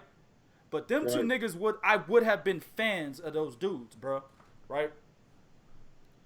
But Guillermo Rigondeaux is probably one of the saddest stories of an active boxer in boxing today. He is, bro. I'm talking. He is. You just take. He's the tragedy. Exact. He himself is the fucking tragedy. Give me somebody above him. Exactly. He is the fucking tragedy of the story. When you damn nigga, this movie's sad, man. Let me watch this shit, man. The nigga who is making the movie sad is the fucking tragedy. You know what I'm saying? You look at Rigo. Every time I look at Rigo, bro, right the fuck here, nigga, it says tragedy. Tragedy. Right there, bro. You know what I'm saying? That's all I see when I see Rigo, man. So my situation is this. You got literally probably one of the best defensive fighters of this decade, man. Top 3, right? Not only is he top 3, one of the best defensive, this nigga is probably one of the best in terms of counterpunching and timing. On top of that, bruh. Not only will you not hit the nigga, but you'll fuck around and get countered for not hitting the nigga. You know what I'm saying? What you mean you gonna miss me? Nigga, take that, nigga. He got mad that you missed him and countered you. Fuck out of here. Right? Guillermo Rigondeaux, with all seriousness, has the skills to clean out 118, bro. At 40, bro. Guillermo Rigondeaux could do what Manny Pacquiao just did when it came to Keith Thurman. Guillermo Rigondeaux can do that. Guillermo Rigondeaux could have cleaned out 122 if them niggas would have fought him, right? He should have moved up to 126. He could have possibly cleaned out 126 if he had the right mindset. I think 126 would have been too big for him because he's really a 118 pounder. That's why he's able to go back down at the age of 40. That's his actual weight. But the deal is, and shout out to my man Ronald Finkley, man. He put $2 on it. He says, salute. Appreciate you, big dog. But at the end of the day, Rigo has the skills to clean out any fucking division he decides he wants to fucking campaign in. The problem is here. That's the problem, dog. For some reason, and Rigo does have an excellent ring IQ. It's not his ring IQ that I have a problem with. It's his mental stability as a fighter. Like, what possesses you to go in the ring against Jose Ceja, a guy who's a former champion at bantamweight? I think he was a former WBC either bantamweight or super flyweight champion. I can't remember, but he's a former WBC champion. Jesus Ceja or Jose Ceja, right? Go in there and sit in the pocket against a guy that you could have clowned, nigga. Could have moved all around this motherfucker. Easy work, right? Sat in the pocket and was losing, Bo. He was losing on the cards. He got lucky that the referee called a premature stoppage and gave him the win. That's what happened after he landed that counter left hook that knocked him down. Ceja got up and was lucid. Nothing was wrong with him. The nigga got up looking like me right now. He was like this. Yeah, I'm ready. What's up? And the referee's like, hold on. No. What the fuck? That was the most premature stoppage of that year, bro. You know what I'm saying? That was bad, dog. That was a bad premature stoppage. Yes.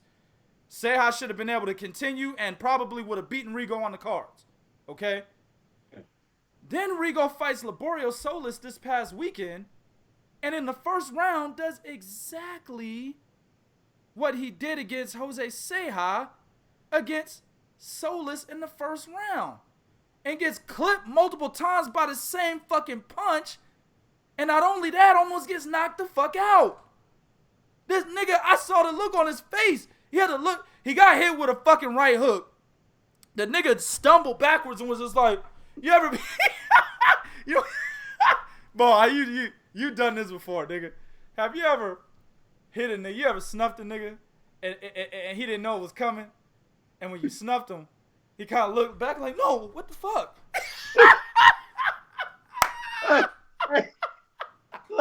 It'd be like this, right? Hit the nigga. He looking back like, damn, nigga, what the? Exactly, bro. Nigga, that was the same look Rigo had on his face, dog. Same look. I promise y'all, go back and look at that first round, man. One of them right hands, he's clipped Rigo with that bitch. Rigo literally looked at him like, what the fuck? You have to hit me that hard? I'm not supposed to do that. Right? But what I will say is this, and I'll leave the critical breakdown on my solo video. But what I will say is this, I'm going to leave it at this. If you want to know why I say this, go watch my solo video that's coming up. Guillermo Rigondeaux dominated that fight. It was boring, right?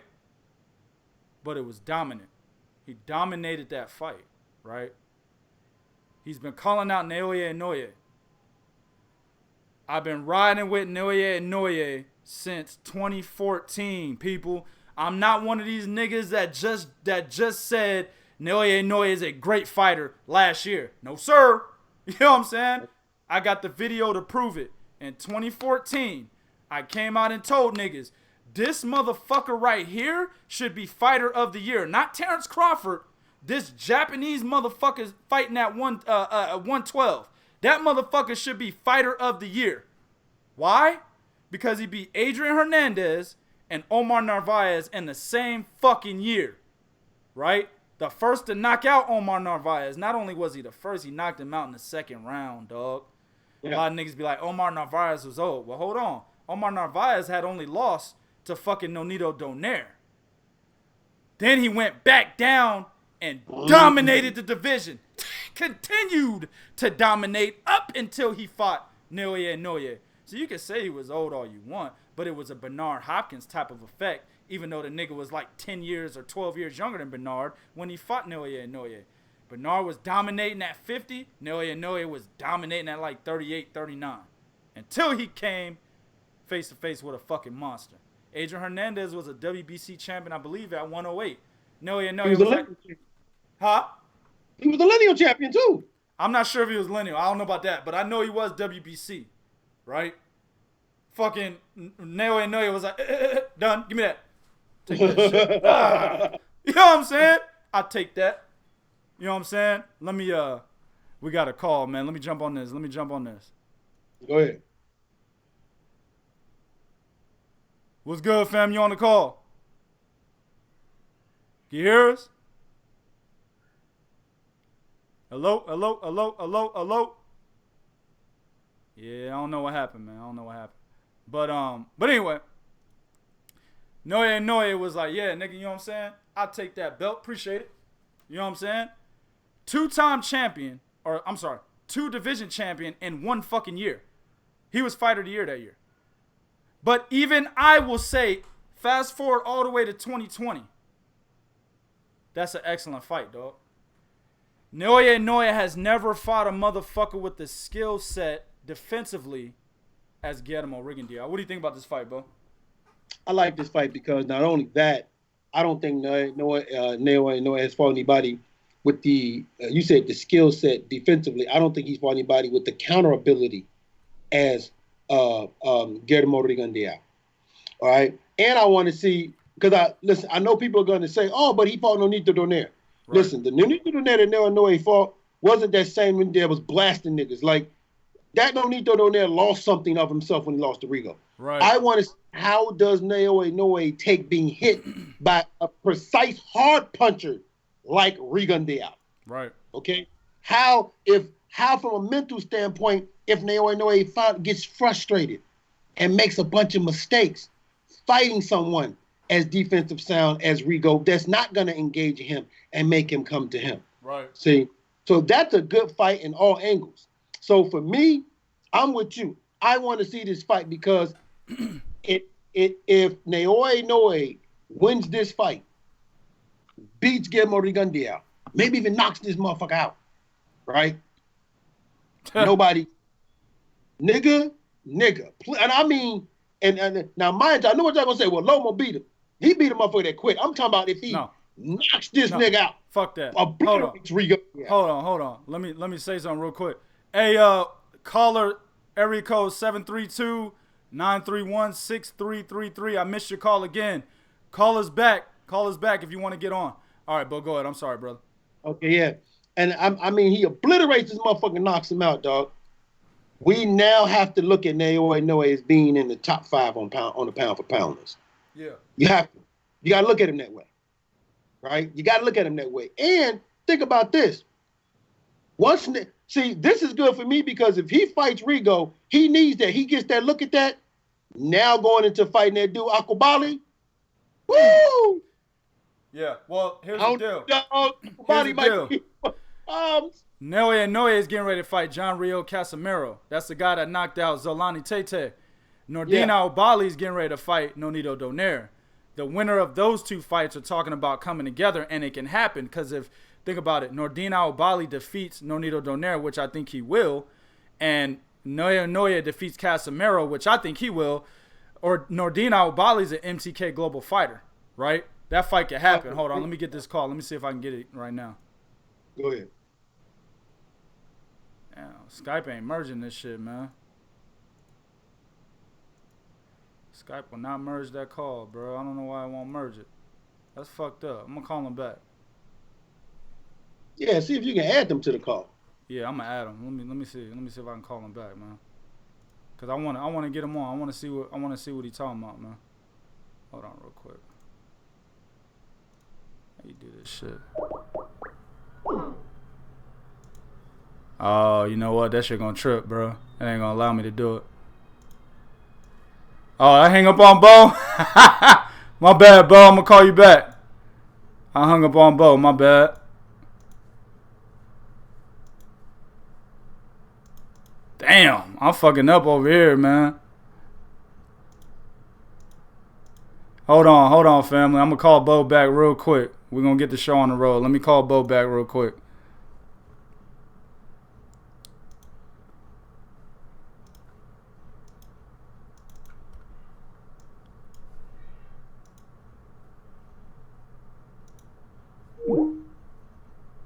Hold on 1 second, family. My bad. Let me get Bo back on here real quick.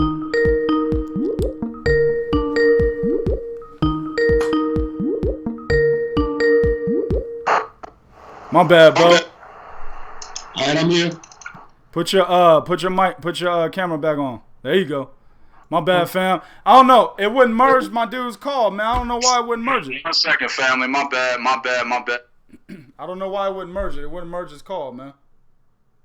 But hold on real quick. All right. I don't know why it wouldn't merge it, man. I don't know. That's a trip, though. It was tripping. I don't know. But anyway, that fight right there, bro. If, like you said, Naoya Inoue can knock out Guillermo Rigondeaux, nigga, not only... Yeah, I don't know what happened, Lazo. I don't know why that shit's not merging you in, man. I don't know why that shit's, but I'm gonna look into that, fam, and I'll definitely get back to y'all on that shit. Nigga, that Loizo, you using that cricket phone, nigga? Yeah. Yeah, that nigga got goddamn cricket phone. Lloyd calling from the trap phone and shit, man. From the trap house. Skype was like, we don't merge calls from drug dealers. We don't do that.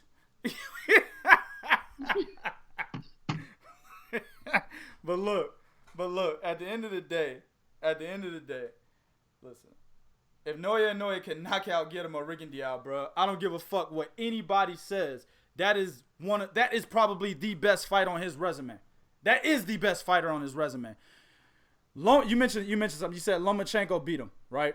But yeah. Lomachenko quit. I think that's why too, fam. You might be right, Lord. He's in the Dominican Republic. That makes sense. That's exactly why. That might be why. That makes sense. The internet, they're running at just above, the running man. They run. Yeah. They run above the run. They run it like at 732. or some shit like 750. They're not running at 1 meg, 2 meg, and shit like that, man. Yeah. So, yeah. But that's the best fight on his resume, right? Lomachenko didn't really beat Guillermo Rigondeaux. Guillermo Rigondeaux quit. Lomachenko dominated the fight, but he didn't beat him up. If you understand what I'm saying here, right? That fight was two niggas jockeying for position for 7 rounds. That's what it was, right? Lomachenko would bring a lot of volume. He would hit Rigo definitely way more than Rigo hit him, but it was because Rigo wasn't mounting any fucking offense, which is exactly what you saw against Laborio Solis. You know what I'm saying? And we got another call, man. Hold on. Let's see what they talking about. Because I'm looking at it too. Okay. Let's see if I can merge this one. You on the call? What's good? Damn, that shit said missed call. It said miss. There he is. What's good? Who is it? That's what it was. What's going on, man? This Prophet. I just wanted to make sure the phone line was working. I ain't got shit to add. This nigga look, man. No, hell no, fuck that. You got to say something now, nigga. Niggas. That's all I gotta say about this shit. Niggas. I just want to, cause see, these Lloyd shit wasn't working. See, this is to prove the Lloyd is the DR. Yeah, that's all it was. I was just, making sure y'all shit was good. That's what's up. It's that nigga out there in a third world country and shit. Them niggas didn't pay the bill. Yeah. Yeah, I paid this. No, but I did have one. Go ahead, I did have, like you said, I think it's going to be a good fight with Rigo and Inoue. Because, you got to think, people counted out Donaire and said he was going to blast him early. And it was a good-ass fight. He took it, but it was still a good-ass fight. And like you said, Donaire don't have the same skill sets as Rigo. And, styles make fights. That's all I got to say. Oh, yeah, 100%. Styles make fights. And that's why I said, before we got on this shit, me and Bo were discussing this and everything, and I don't want to go into too much detail about it, but I specifically said styles make fights, right? Naoya has never fought anybody with at least 20% of the defensive ability that Rigo has. Nobody. You see what I'm saying? He's got some good names on his resume, regardless of what a lot of motherfuckers like to say. They just don't know boxing. You know what I'm saying? But at the end of the day, when it comes to looking at Rigo's defensive technique, defensive ability, he hasn't fought anybody with 20% of that, dog. And you getting in there with a motherfucker that's a masterclass defensive fighter, bro. That's an intriguing ass fight. You got, I think Bo mentioned in his article, he said you got a guy 100% offense or master offense. That's what you said. Master offense versus a motherfucker with masterclass defense. Oh man, I want to see that, bro. You can fuck what anybody says. I want to see that. You know what I'm saying? I want to see that. I want to see that. But nah, man. Hey, man, we definitely appreciate the call, family. You know what I'm saying? Cause, bro, we needed somebody to test that motherfucker out. Appreciate you, fam. All right, go. All right, one. Word. But anyway, though, man, like, yeah, that's definitely a great fight. Anybody who's saying that wouldn't be a good fight, they just don't know what the fuck they talking about, man. And that's why I say, man, y'all gotta watch what type of niggas y'all are following and shit, type of dudes y'all are listening to on social media, type of shit y'all reading on social media. These motherfuckers don't know boxing, man. Styles always make fights. It doesn't matter how he looked against Rigo, against Loma. Naoya doesn't fight anything like Loma. Those are two different fucking styles. Actually, Naoya's footwork is actually kind of planted, bruh. Naoya could move a little bit more. Yeah, exactly. Right. He's always trying to get leverage on his shots, right? And I think that's how Nonito Donaire, besides the fact that Donaire had utilized his boxing ability, his jab, and moved around the ring a lot, that's actually how Nonito Donaire was competitive in that fight. Because at the end of the day, on paper, when you looked at that, it was like Naoya in 2 rounds. But Nonito knew that Inoue was basically one of those guys that has to sit down on every shot that he fucking throws. So he said, fuck it, nigga, I'm going to box this motherfucker. I'm going to do what I used to do to niggas back in the day. I'm going to box him. I'm going to use my jab. I'm going to set up every shot that I need to set up. And I'm going to use the ring at the same time. We're not going to sit there and stand in front of our opponents like I did against Nicholas Walters. I'm not going to sit there and stand there and let niggas move around me like I did against Guillermo Rigondeaux. Nah. You see what I'm saying? So, hey, man, like I said, that's a fight I want to see 100%, man. 100%. All right, man. Let's go into the last one, man. What's the last one, man? Oh. Bo, you're going to get mad because I'm skipping one. You're going to get mad at me. But I want to talk about this, man, before we exit up out of here. We had hour 36. So, Amanda Serrano versus Katie Taylor. Now, I don't want to go too much into the fight per se. I want to talk more about Amanda Serrano because that nigga Bo be going off. That nigga Bo be going off on Amanda Serrano. She a 7-division champion. She ain't fucking fight nobody. This motherfucker went all the way to 140, and then the motherfucker went back down. She ain't want no smoke with Cecilia Brackens. That's why the motherfucker went back down. And I'm just sitting here. I'm on the phone like this. Word. Yeah, nigga, word, dog. Word up, nigga. Huh? Yeah, word.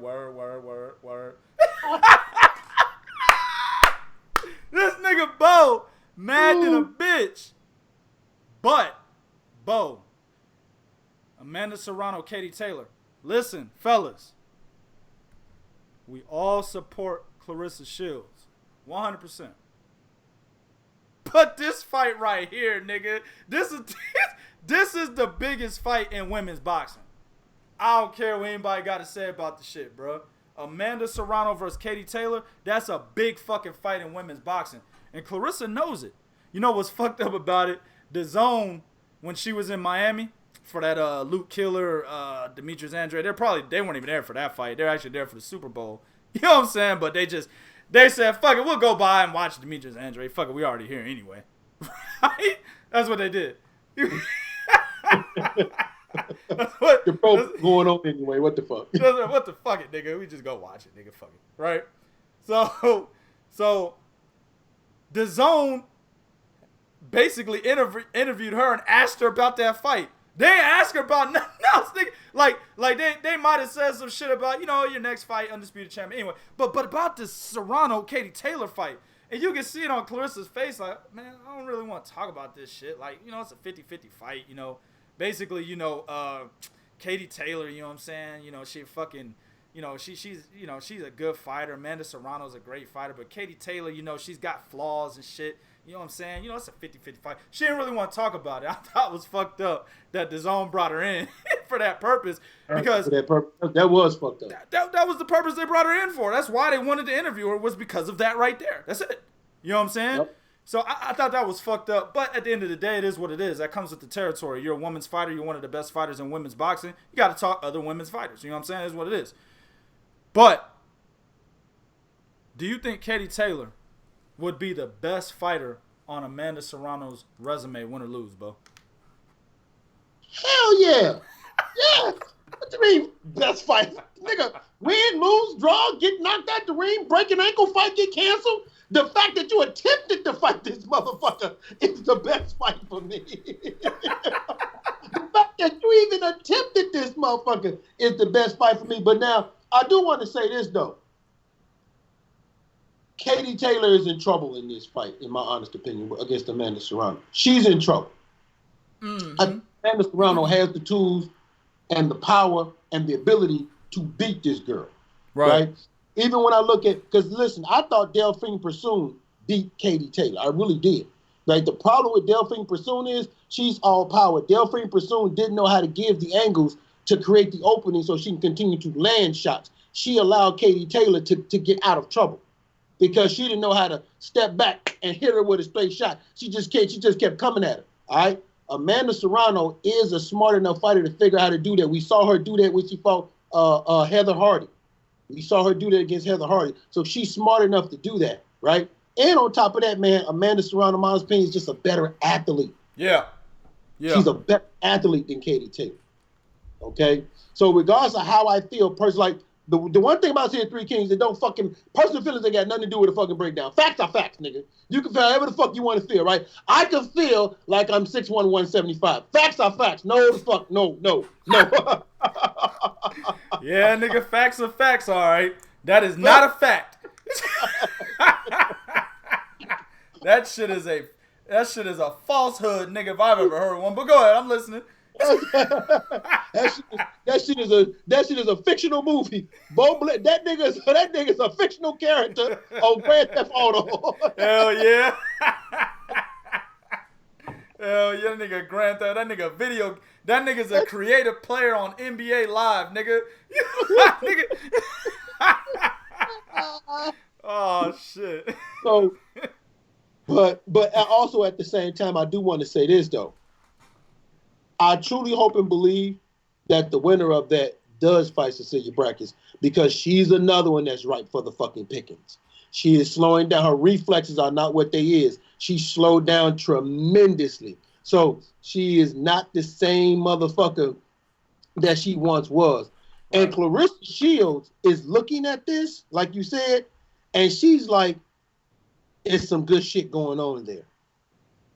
It's some good shit going on there, and I can't get down there to fight, because think about it, man. Amanda Serrano, in my honest opinion, Amanda Serrano could have fought Delphine Pursoon. She could have fought Jesse McCaskill. You know what I'm saying, dog? She could have fought these people that Katie Taylor fought in that gauntlet. Amanda Serrano could have fought the same motherfuckers, dog. She went to 140 and stopped. Oh shit, let me go back down. She sure did. You know, and people were asking for that fight, bro. You know, Amanda Serrano, Cecilia Braekhus. Nobody was really talking about it because it was women's boxing, you know what I'm saying? It wasn't that fucking popular. But niggas that actually fucked with women's boxing and knew what Amanda Serrano was doing, they wanted to see her fight Cecilia Braekhus. Dog, when she went to 140 and took that belt, I said, one more division, motherfucker. One more. You know what I'm saying? If you can't, one more, just one more. You can gain 4 more pounds. One more division. You know what I'm saying? And it's not like Cecilia Braekhus is a big 147. Like she can't. She says she can go to 154. I don't think so. That's why she's moving down to 140, right? That's why she's moving down to 140 since she's signed with Matchroom. So she's not a big 147 at all. So that fight could have taken place like 6-7 fucking years ago. You know what I'm saying? At 140. You know, Amanda could have came in 144, Cecilia at 147. Nigga, that would have been a huge fight for women's boxing, man. But as much as I like Amanda Serrano, dog, at the end of the day, at the end of the fucking day, bro, her resume is scarce. A 7-division champion, but really ain't fought nobody. Heather Hardy, huh? I mean, I'm gonna pull the resume up right now. We gonna get it. Wait, did she fight a woman that had under 10 fights for a title? I think this bitch only had 5 fights or 4 fights for a vacant title. Look, bro, I ain't gonna talk shit. You know what I'm saying? We just look, man. We gonna pull it up. You know what I'm saying? We gonna pull it up. Now I'll tell you one motherfucker that she fought that was a real motherfucker, and she lost to her was Frida Wahlberg. Frida Wahlberg tapped that ass, whooped the ass. But then Frida Wahlberg had like a brain aneurysm or some shit like that, had to retire. I believe Frida Wahlberg either retired undefeated or she had 1 loss. I can't remember. Yeah, 1 loss. 1 loss, right? Wasn't to Amanda, though. Right? No. So no. Frida Wahlberg did exactly what I've been telling niggas how you would beat Amanda Serrano. You got to be a fucking boxer and box behind that jab, utilize the ring. That's why I would have loved to see her fight Cecilia Braekhus, because Braekhus has that same style that Frida Wahlberg fucking employed against Amanda Serrano. But let's go, man. Who else we got, man? Who did she beat, bro? She beat a bitch named Carlos Tackle. It's Carla Torres, nigga. That's close enough, nigga. Adina Kiss, right? Yasmin Rivas. Rivas is a former champion. I think Kiss is a former champion, right? You got Eva Vorberger and Heather Hardy. Pretty much it. That's pretty much it. 7 divisions. Now you're talking about the chick, hold on. You're talking about the chick, Yamila Reynoso. She was 11-4. That was the chick that she got the belt from at 140. She was 11-4, right? But look, man, at the end of the day, I really liked Amanda Serrano, as I said before. But you got to call a spade, man. She's an excellent fighter. But is she ready to face someone like a Katie Taylor, man? Is she ready for that, bro? Based on who she's fought. Based on who she's fought, no, because she hasn't fought anybody to help sharpen her skills either. Yeah. And that's the problem with that. Like it's kind of like the Gennady Golovkin effect, right? You keep fighting these B and C level guys that you're clearly above. Well, C and D level guys. Then you fight your first B level dude and you had a little problems in Daniel Jacobs. Then you fight an A level dude and you really had some problems, right? And that's like, we're going to find out if that's the case with Amanda Serrano, because to be honest with you, like I said, Katie Taylor struggled against Jessica McCaskill, somebody she was way better than. Now, granted, styles make fights, and awkward fighters are bad matchups for technically sound fighters. Yep. All right? That's why I don't hold that one against her. But that Delphine Persoon was very, very telling to me. And I thought Delphine Persoon won the fight. I did Both too. thought the same thing, right? The majority of the chat is probably going to say, yeah, Delphine Persoon beat Katie Taylor. We're all on the same page there. But here's the deal. Katie Taylor actually has a better resume than Amanda Serrano does, bro. Amanda Serrano has 40 fucking fights, man. 40 fights. I think Katie Taylor has like 16 or something like that. I'm pulling it up right now because I don't remember. Katie Taylor has 15 fights. Her last 3, Christine Linda-Dartel. Excellent fighter. Christine Linda-Dartel is a good fighter. She beat Alicia Baumgartner. Very good fighter, right? Formidable champion, right? Fight before that was Delphine Persoon. I made a fucking video back in 2016 about the top 5 pound-for-pound women fighters. Now, this was before Clarissa Shields turned pro, and it was before Katie Taylor turned pro, right? My top 5 pound-for-pound was Cecilia Brackett's number 1.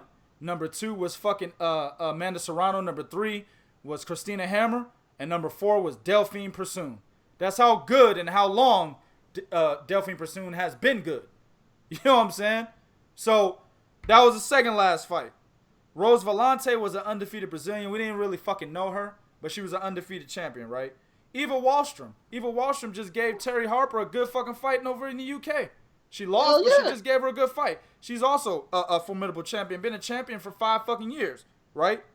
So, then you got Jessica McCaskill, who's the unified champion at 140 pounds right now. She whooped her ass, right?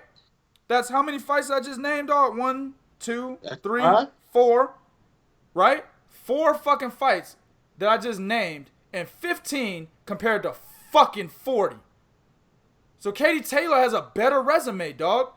She's actually ready for someone like an Amanda Serrano because she's already fought somebody like a Delphine Persoon. She's already been through adversity. True. That's true. That's very... Right. The last time Amanda Serrano has been through adversity was when she fought Frida Wahlberg. And when the fuck was that? Let me pull that shit up. I gotta go back to it. When did she fight Frida Wahlberg? That was... 2012? 2012. 8 years ago. Lost her and then went down in weight to grab a belt. And fought nobody to go get that motherfucker. You sure did. 8 years, bruh, since she's been through some kind of adversity, man.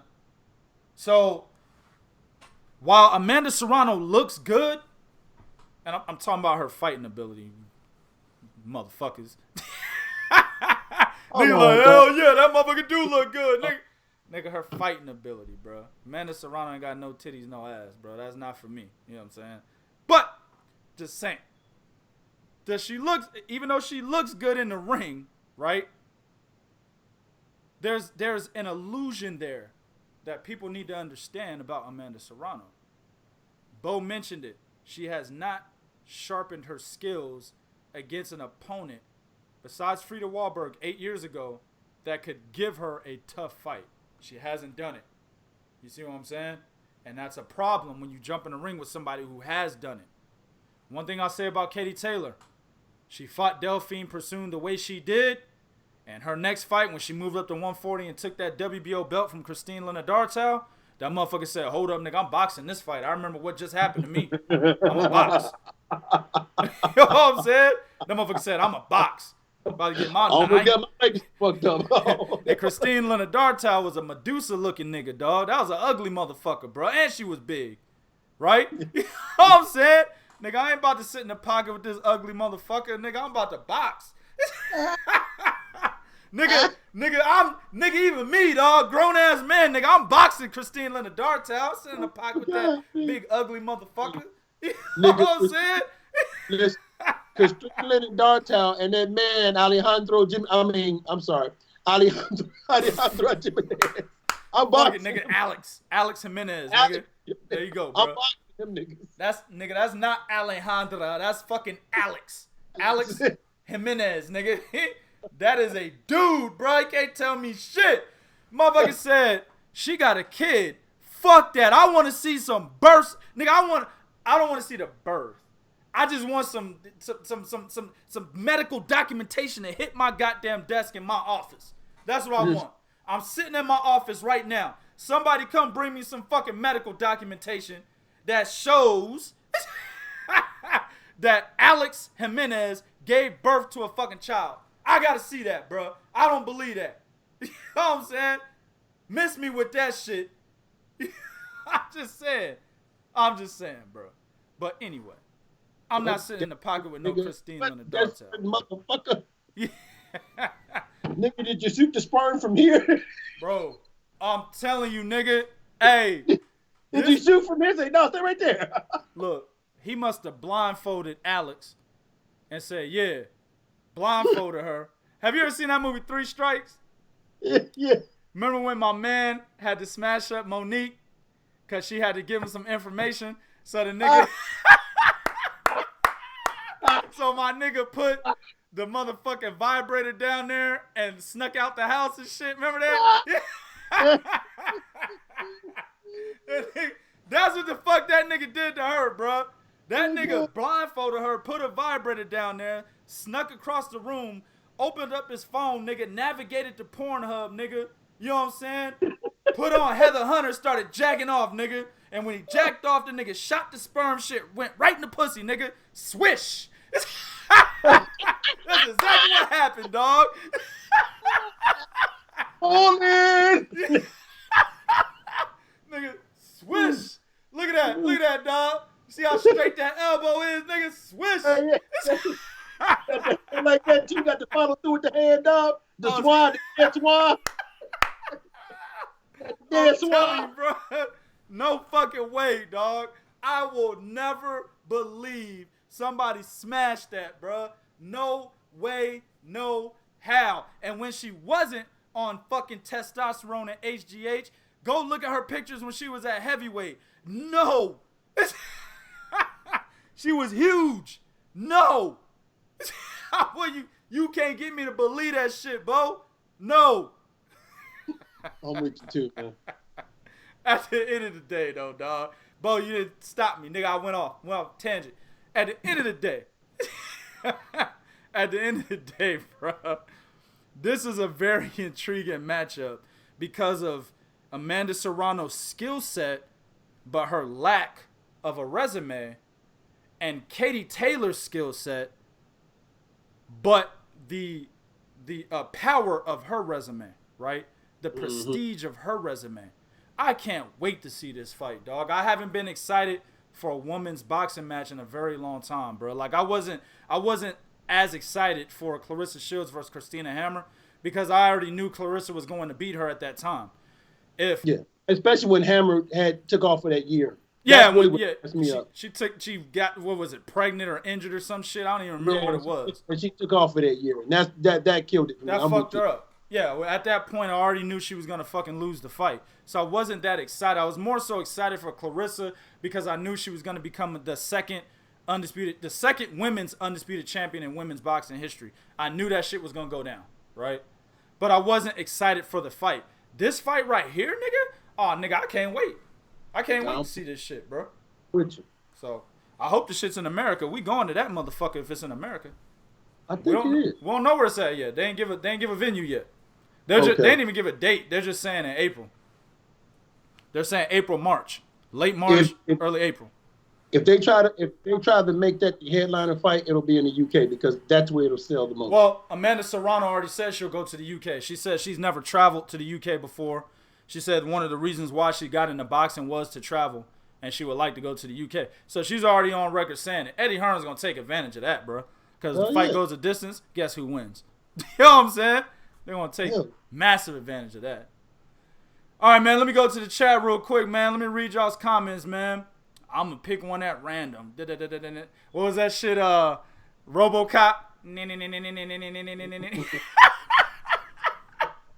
Yo, they fucked my man Murphy up, dog.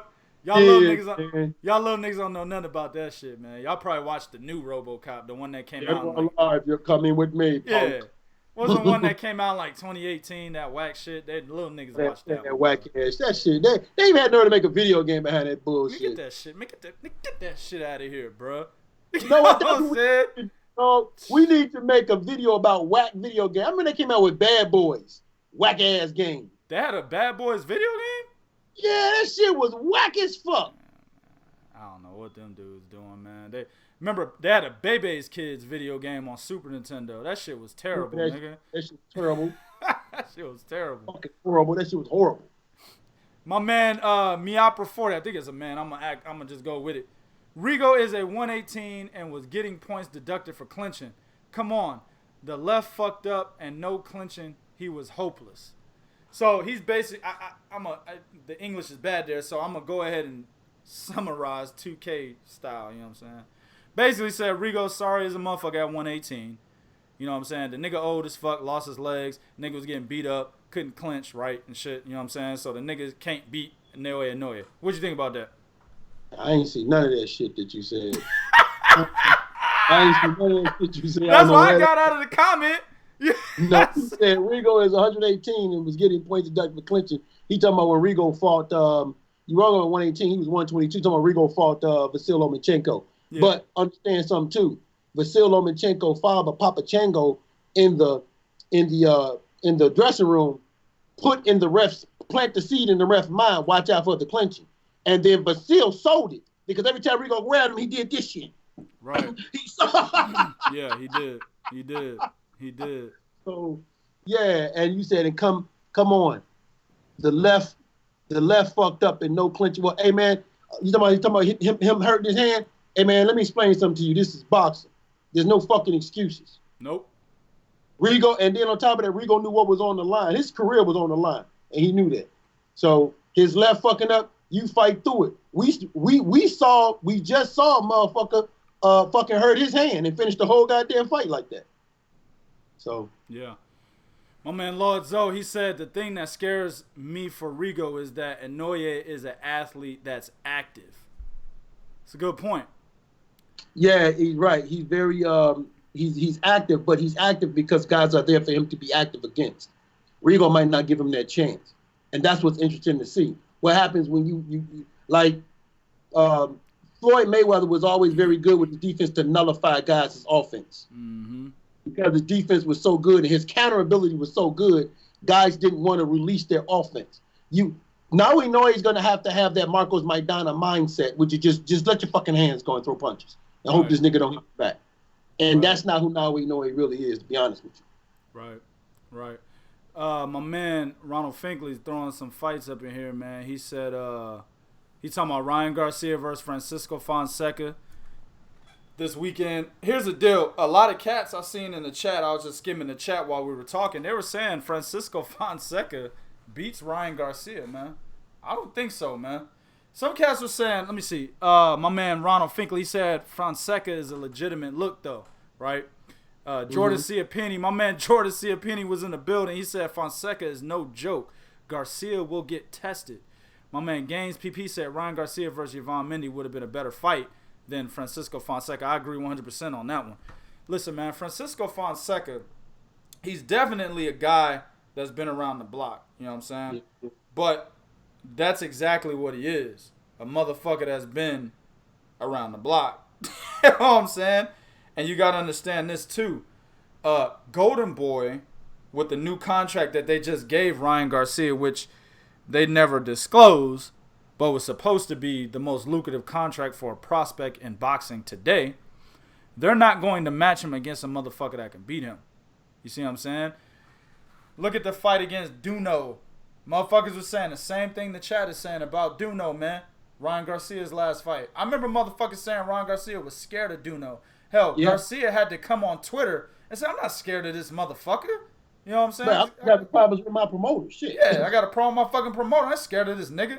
And then they fought, and he basically decapitated this nigga in the first round, right? Francisco Fonseca is a wily veteran, But you got to understand, all the guys that were B-level to elite fighters that he fought smoked him. Tell him Farmer, Tank Davis. You know what I'm saying? You know, so the situation is this. He's I think he's what, 25-3 or 25-2 or some shit like that. He's fought a bunch of guys that were C-level guys, D-level guys, some F-level niggas out there. He's fought a bunch of those and beat those guys. But when he stepped up in competition, he couldn't fit the bill. This is another situation where he's not going to be able to fit the bill. Ryan Garcia is too skilled for a guy like Francisco Fonseca. If Fonseca actually defeats him, it's because Ryan Garcia had a mental lapse. And you know what? That wouldn't surprise me because we haven't seen Ryan Garcia get tested to a point where we could say, oh man, his ring IQ is too good to not have a mental lapse. We don't know. And that's where I do agree with Jordan Ciapini, his second part where he says Garcia will get tested. I do agree with that. But Fonseca is not really nothing that anybody can look at and be like, damn, nigga, he might beat that nigga, bro. Nah, not at all. But after this, they trying to match Ryan Garcia with Jorge Linares. Yes, sir. They've been talking about that for like 6-7 months already, man. Yeah. Yep. Jorge Linares is waiting on the winner of this fight. Exactly, bro. So, shit. Like I said, there's too much money in the pot for Francisco Fonseca to come up in here and upset the apple cart, bro. It's not going to happen. I think Ryan Garcia knocks him out within 5 rounds, to be honest with you. All right, man. Let's see. Let me see if I can get one more in here, man. Man, y'all got to... Damn, dog. There's too many comments, man. I got to see some highlighted comments in this motherfucker, man. Let's see. Where we at? My man Ronald Finkley said Matchroom gonna be losing another belt. Talking about Katie Taylor and Amanda Serrano. Because Amanda Serrano is with Matchroom. Sure is. And that's where he's smart. He's got Katie Taylor, Amanda Serrano, and Cecilia Brækhus. And fucking your girl in Chicago. Jessica McCaskill. He got all 4 of them motherfuckers.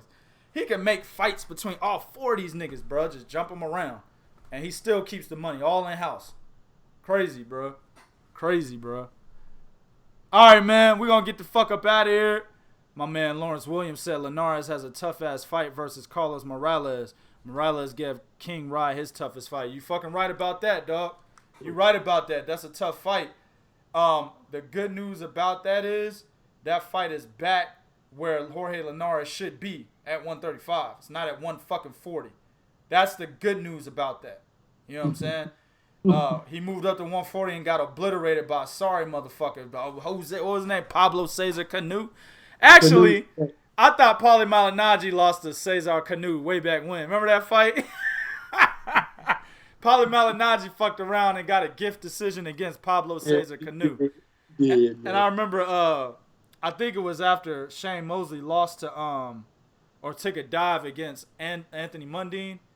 I think he came back and fought Pablo Cesar Canu. Or maybe that fight was before that. I don't remember.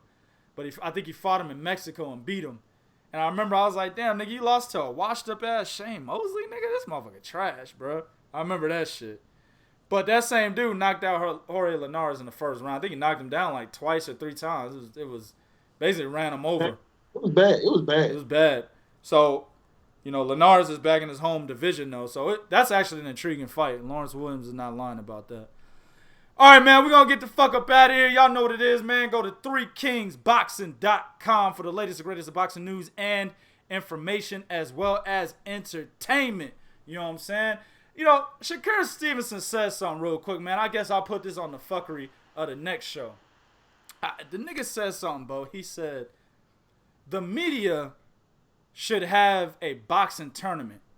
That shit would be funny. Nigga.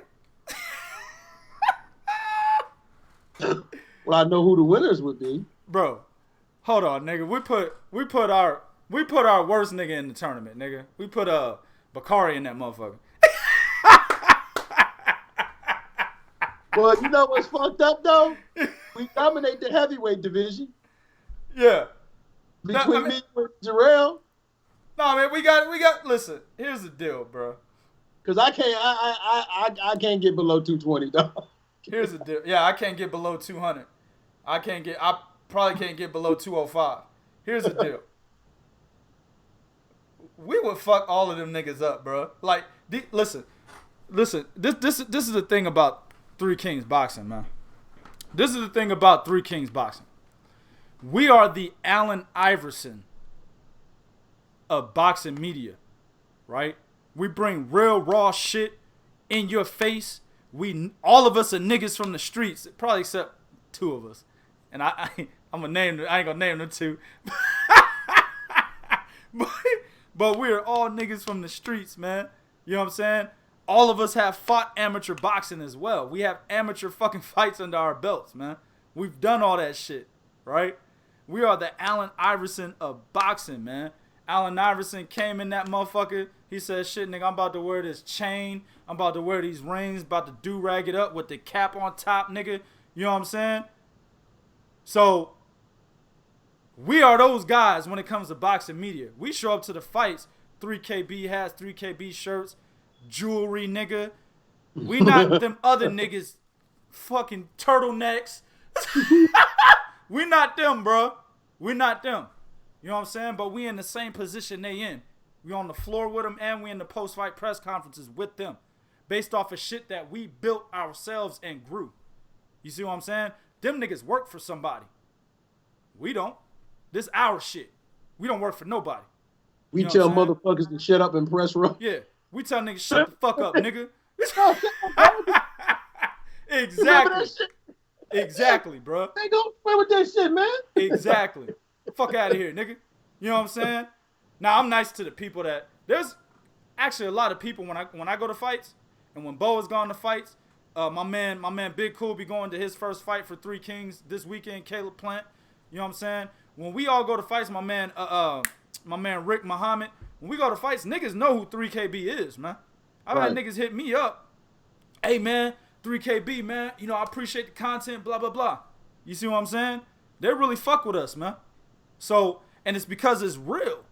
See, the rest of them niggas, they like the AC Green of boxing media, nigga. You know what I'm saying? They AC Greens and shit out here, nigga. You know what I'm saying? They AC Green, bro. You know what I'm saying? No, you know AC Green didn't get no pussy till he got married. No pussy, bro. You know what I'm saying? AC Green, bro. You know what I'm saying?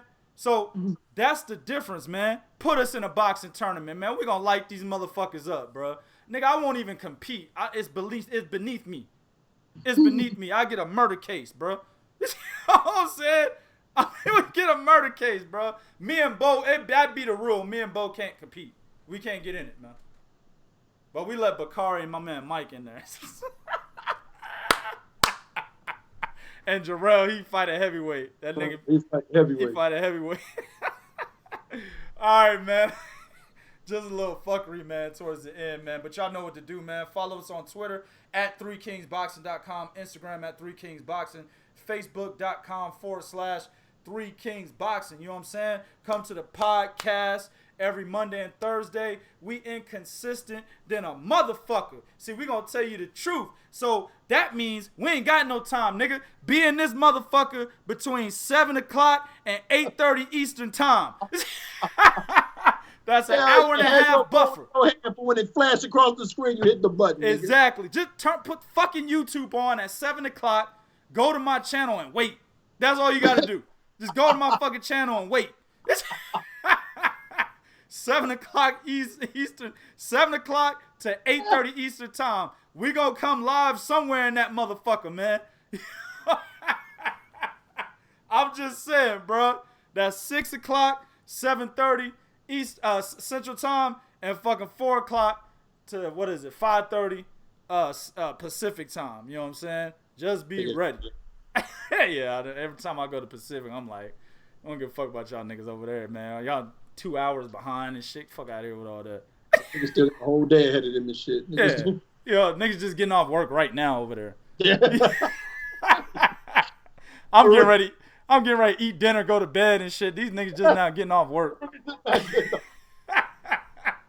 Niggas stuck in traffic. Fuck this fucking shit. Word up, man.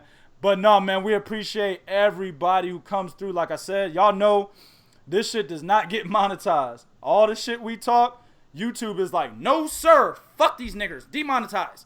They don't monetize us at all. So this is 100% pure entertainment for all of you, but it's real boxing talk at the same time. So we appreciate everybody in the chat. Until Thursday, we out this bitch.